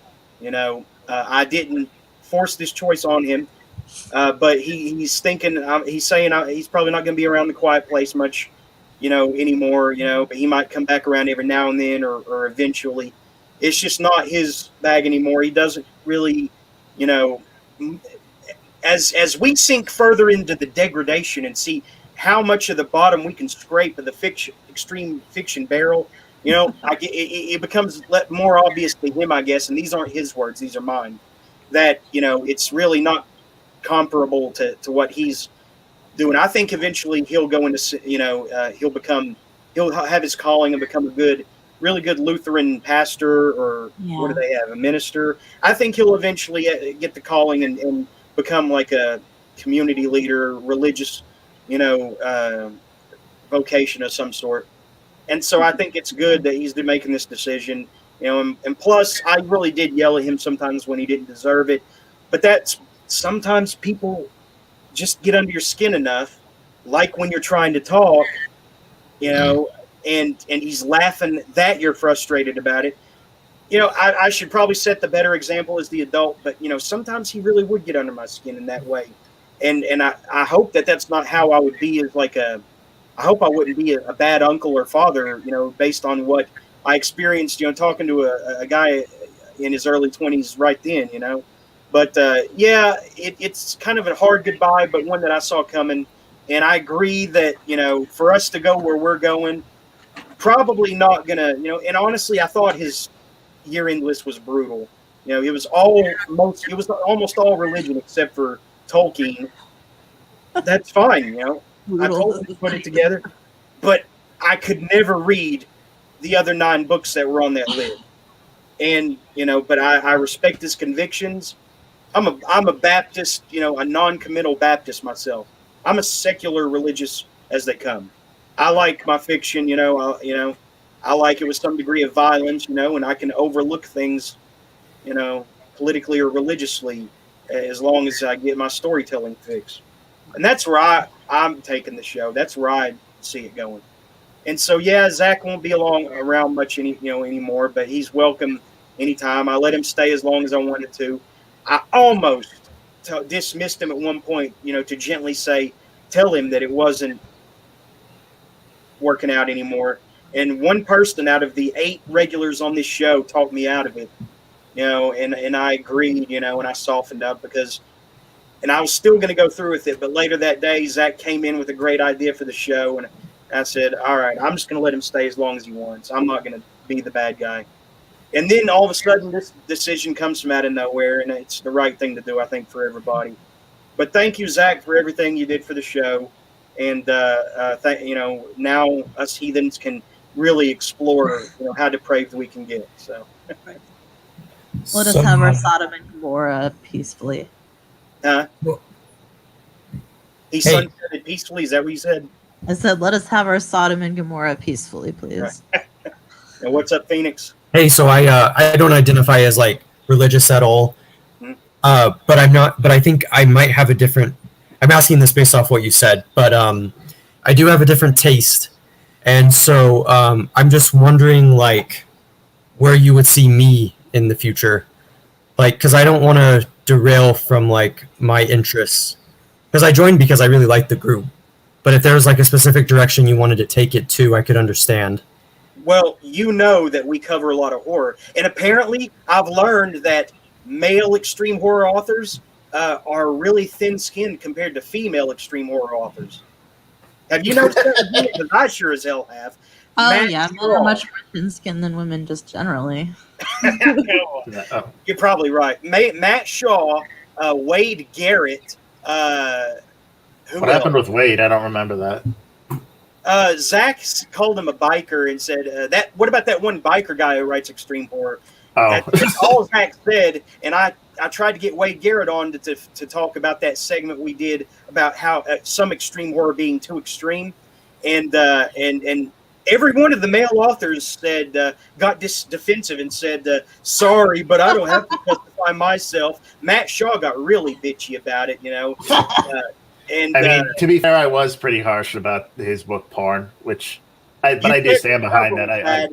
And he defended the cover, though. That's the thing. He defended that cover still. He doubled down.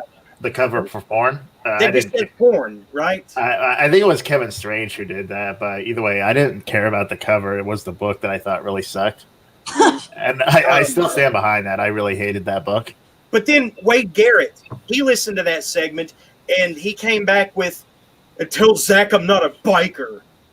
Seriously, this dude had such thin skin, and I thought that I was coming from a reasonable place where I was saying, is extreme horror heading in a direction where it's too extreme?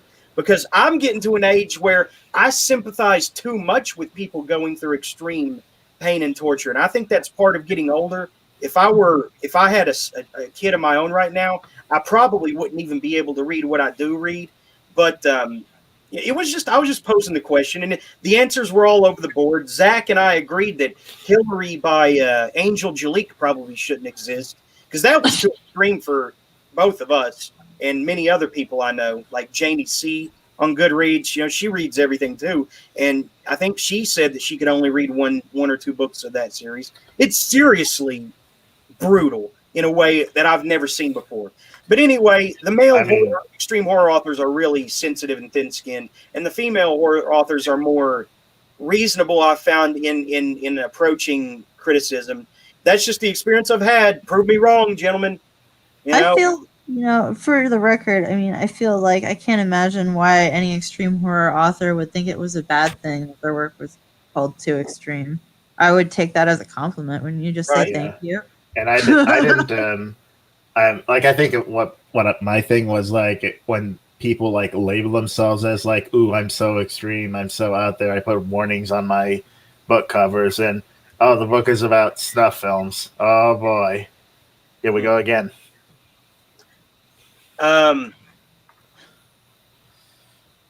Okay, so to get back to your question, Phoenix, how I see you fitting into the show. Yeah, I'm curious because I definitely don't have a problem if you take it in a different direction.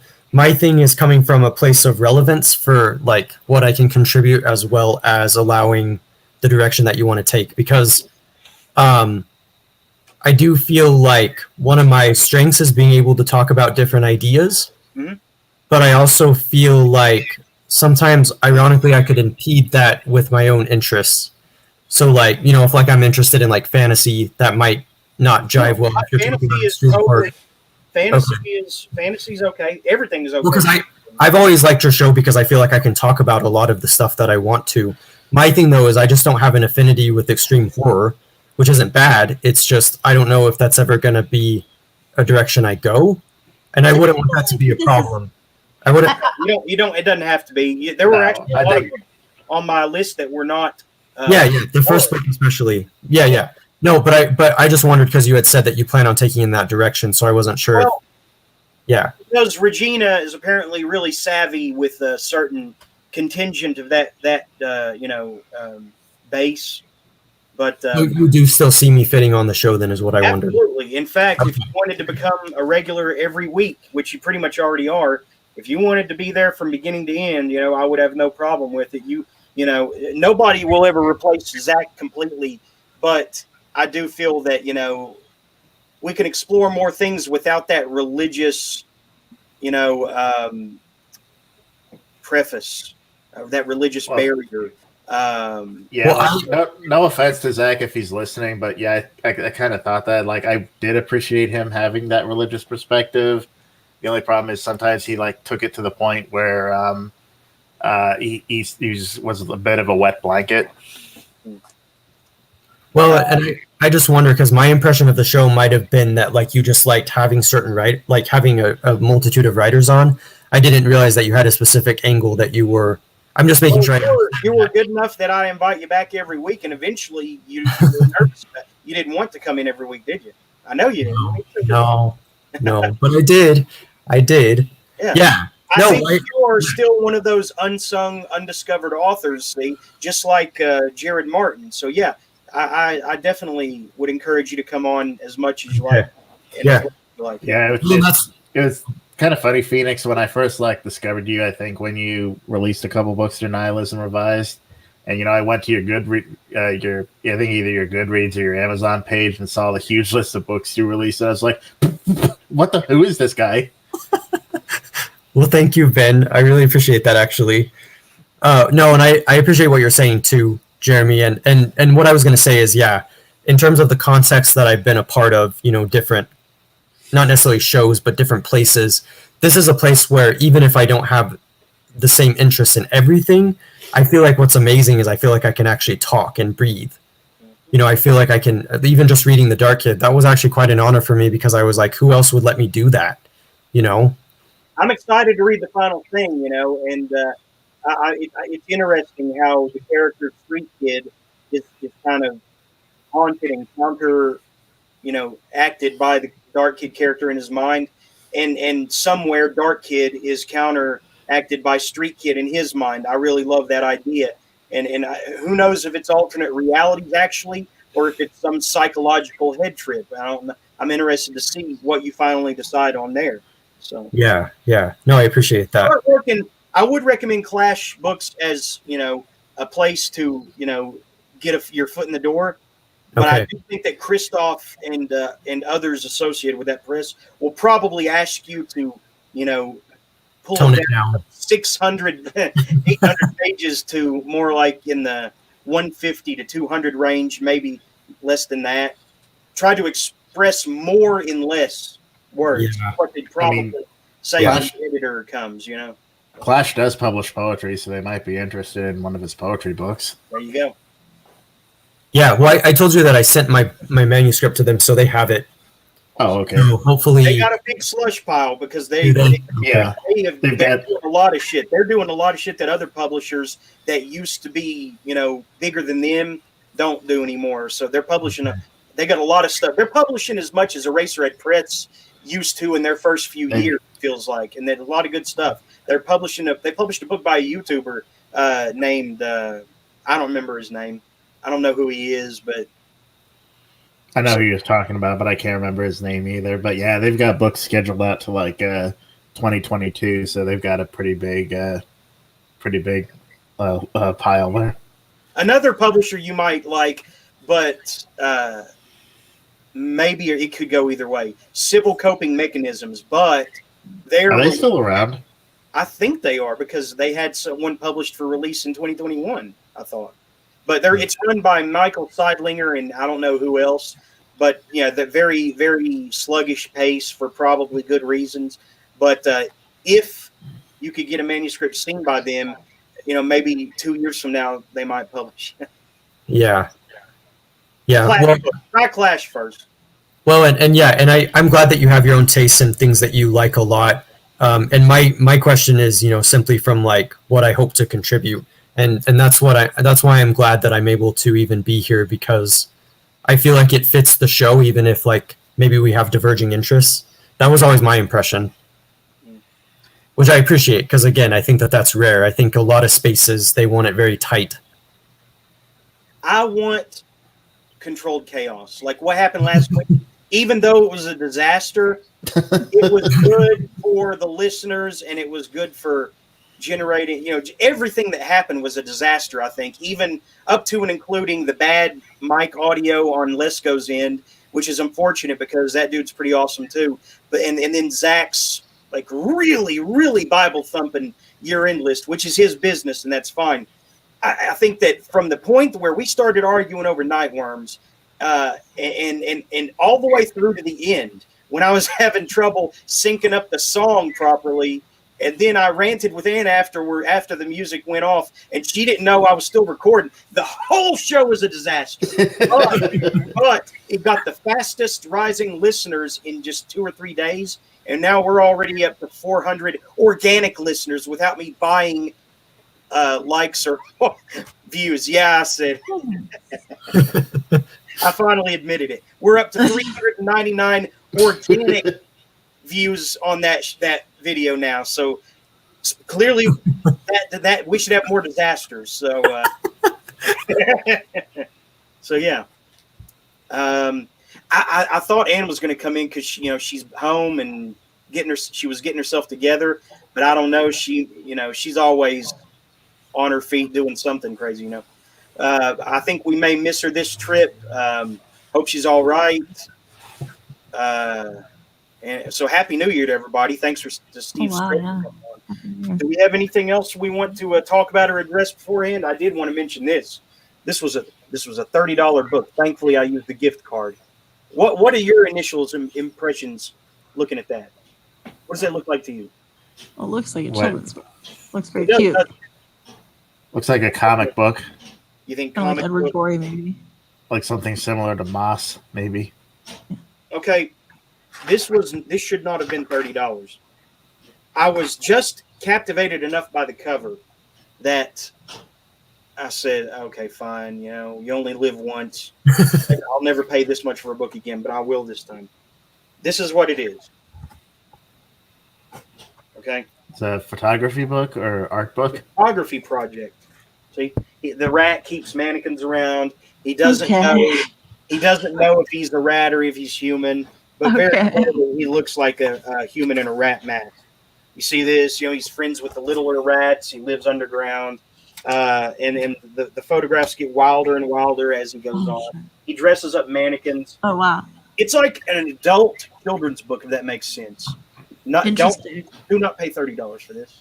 Okay. Thankfully, I had a gift card, so I didn't hurt my pockets any. But I had to give this at least 4 stars because I could tell there was a lot of legwork involved. You don't set up these elaborate kind of photographs without a lot of, there's a lot of composition in the photographs, as you can see, Yeah, There's a lot of definitely. thought, the background and what's in the foreground, and you know what I mean?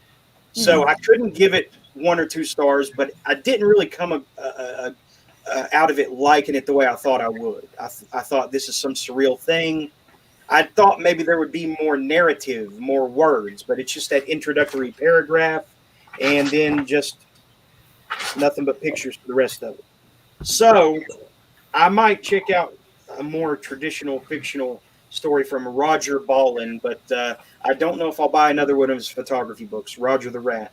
At least if you're going to buy somebody out there who's tantalized by this, and I doubt there is anybody out there tantalized by this, at least wait till it's used in like under $10, So that's I don't know of anything else. I'll probably think of something we should have talked about afterwards. Frank in the chat did ask if we would ever consider inviting monikao'rourke on.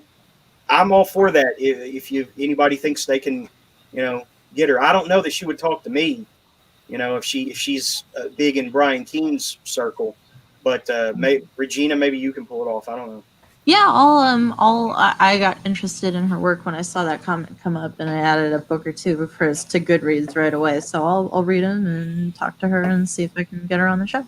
I think her most popular book is the one about the diet pill. Suffer the Flesh. Yeah, it doesn't. Yeah, that's the one I would No, add. It's I really did not like that book. No, why is that? I remember you reading it now. Yeah. It has this setup of being at like a fat camp for women that women are kidnapped and forced into, but it kind of loses that whole thing. It just kind of drops it. Then it becomes grisly BDSM porn for several pages. Then it becomes a really goofy, cheesy escape book toward the end. And then the epilogue, which just fucking sucks. Well, I'm sure she'll Yeah, never be on the show now, but if you do listen to this, Yeah, I'm all for her coming on. I mean, I did like a couple of her short stories. Well, hopefully she's not as sensitive as Matt Shaw, because that poor guy. I couldn't believe how That's a weird intense story. he agreed to come on, but only if it was me and him. You didn't want me telling him to his face that porn sucked? I agreed to it at first, I brought the idea up, and he agreed to it. But then I retracted after I thought, this dude, I'm legitimately believe that he is overreacting, and he was. So yeah, I just backpedaled on that, and he never even followed up anyway, so he didn't give a shit. So yeah, Matt Shaw is really sensitive. I did forget that I had his Haunting of the North Pole book pre-ordered. It came out on Christmas Day. That might be fun. Who knows? But That's Have I did. have you guys had John Wayne on the show? No, you know what? John I was Wayne. in a hostel with him for BizarroCon several years ago, like 2014, and he was pretty awesome. I've still got a live recording of this song he played called Buddy Holly. It went something like, "Do you believe that Buddy Holly shot everybody?" And it almost reminded me of like Green Day, and they're more sentimental. Now, some people would consider that an insult, but I consider it a compliment. You think I should play out with that, or you think he would raise a ruckus about it, or because I don't know. I don't know. I don't think he would mind. I don't know if he even really knows about the show. I assume he does if he met you or whatever. But we knew each other. So yeah, okay, yeah. Then I blew up at the Bizarro community. I don't know him, but I like epically blew up at the Bizarro community for like 2 or 3 years, and I always tried to exclude him from any of my rants, but he made me, unable to associate with me by, their guilt or something. But I would love to have John Wayne Communal on if he will come on, and I'm gonna risk it. I think I'm gonna try. I'm gonna play that beautiful song that he played that one night at BizarroCon when it was open mic, and Christoph also played something from Moses, his little band. It was an awesome night. That was when I was still cool with all those people, and we all meant well. But then Trump happened, and well, we can't take it back now, can we? Anyway, let me try to track down that. Talk amongst yourselves while I try to find that track, and we'll close out with that. I think maybe Rich Bottles might make a good guest. Yeah. Oh man, Rich Bottles is awesome. Yeah. When I was going to release that one anthology, he was in it. He had a zombie groundhog story in it. Which ended up he ended up prophesying that because there was a zombie groundhog movie. that's awesome. By the way, I can't go without complimenting Kevin Strange's Christmas comic. It was really funny.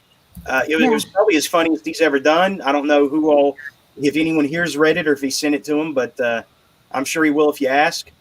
He's really impressing me with how he's self-taught, learning how to draw from the ground up. Proving that you don't have to be born an artist. And he really scrapes the bottom of the barrel with the depravity, with Santa getting raped by a male, like a transgender witch or something. I don't know. Really funny though. The crackheads in it. A lot of good social commentary with the crackheads having this bag that you can hide in that can threaten the fabric of existence or something. I'm giving too much away. It's really funny. Anyway, I found the Buddy Holly song. So anything else to say before we wrap out, guys? Well, I enjoyed today, and I've been enjoying coming on. So yeah, I appreciate you having me. I appreciate all of you, and I'm sorry that we weren't able to see you this week, but I'm sure you're off doing your things. So anything else? That was a cool idea to be able to do the list. Yeah, we do that every year, so Cool. It gives a sense of proportion to what people might want to read and might not. I actually I made a worst of list too. Maybe I'll do that one next week. I don't know. Maybe not. Just depends on the vibe. But yeah, who's ready for Buddy Holly by John Wayne Communal? I don't remember the name of his band, so. I guess one more announcement from me. Since Congress thinks you're stupid and thinks giving you $600 is going to make a fucking dent in any problems, in any problems that you had during the pandemic. If you can afford it, if you donate $20 to any rent relief fund or anything like that, and send me proof of it, I'll send you a copy of any one of my books for free. That's good stuff. I'll put that in the the description below later. But hey, just for the record, Trump wants to stab 1,200. I'm just saying. Well, he signed the $600. No, he didn't. One. No. As of today, he had not. But Congress rejected the $2,000 increase at the end of his very long. Wait. Did he sign one? He signed it just a few hours ago. One a day. Do we have the $2,000 increase? I don't think so. I think it's $600. I got two stimulus or two what do you call it? Was it stimulus checks? No. Congress rejected Huh? that. What is it? What is it? What was the first check this year called? Oh, I think it was just called a stimulus check the first year. Yeah. I got two by accident. Where it's gonna be Ooh. 600. I'll be worried about that. They never called me on it.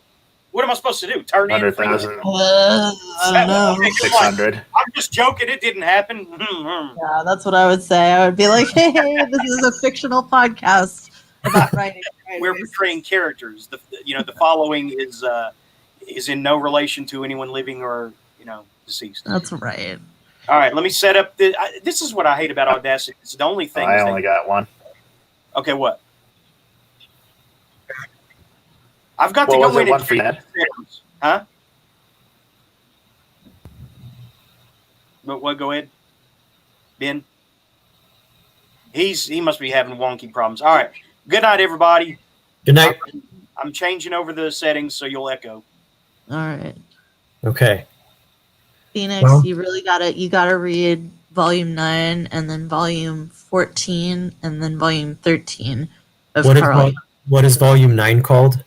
Volume 9, okay, 9.1 specifically. It's the archetypes of the collective unconscious, I think. Okay. That's the best one. And then you said 12 and 13. No, Like- 14 and then 13. And then Like- 9.2. Your connection is bad. But I can fucked up and kicked me. Okay, so everybody ready for John Wayne's great song? And John, Oh, yeah. if this gets back to you, no offense meant. I'll remove it if I have to. But it's a really great song, and stored in it is a really great memory. I really genuinely loved this song when you played it live at the open mic night at Bizarro's Con. So here we go. Okay. Buddy Holly by John Wayne Communale.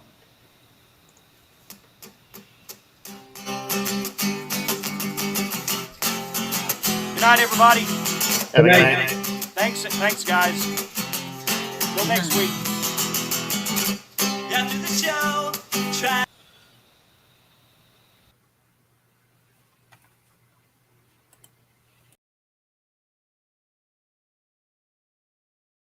To leave some poor sap behind. Everything changed after that day. Who can believe the Buddy Holly shot in her body? Who would believe the Buddy Holly shot in her body? Who can believe the Buddy Holly shot in her body?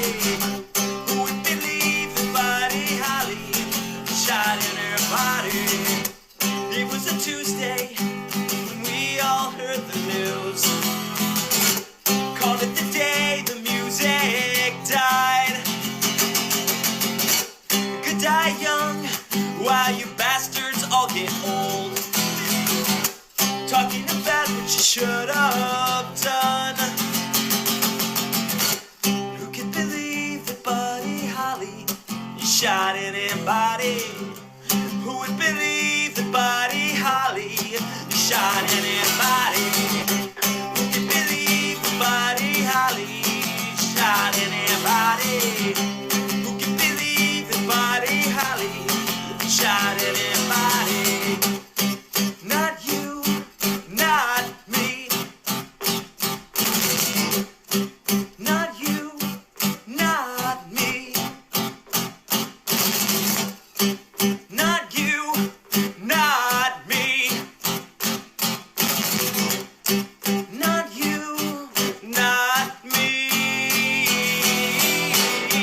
Who can believe the Buddy Holly shot in her body? Who can believe the Buddy Holly shot in her body? Yeah. Who can believe the Buddy Holly Sing it, John. shot in her body? Who would believe the Buddy Holly shot in her body? Now. All right. Good shit, man. Good night, everybody, and Merry Christmas, Happy New Year, and let's hope this madness fades in 2021, and maybe, just maybe, we can put our political differences aside and act like fucking humans again.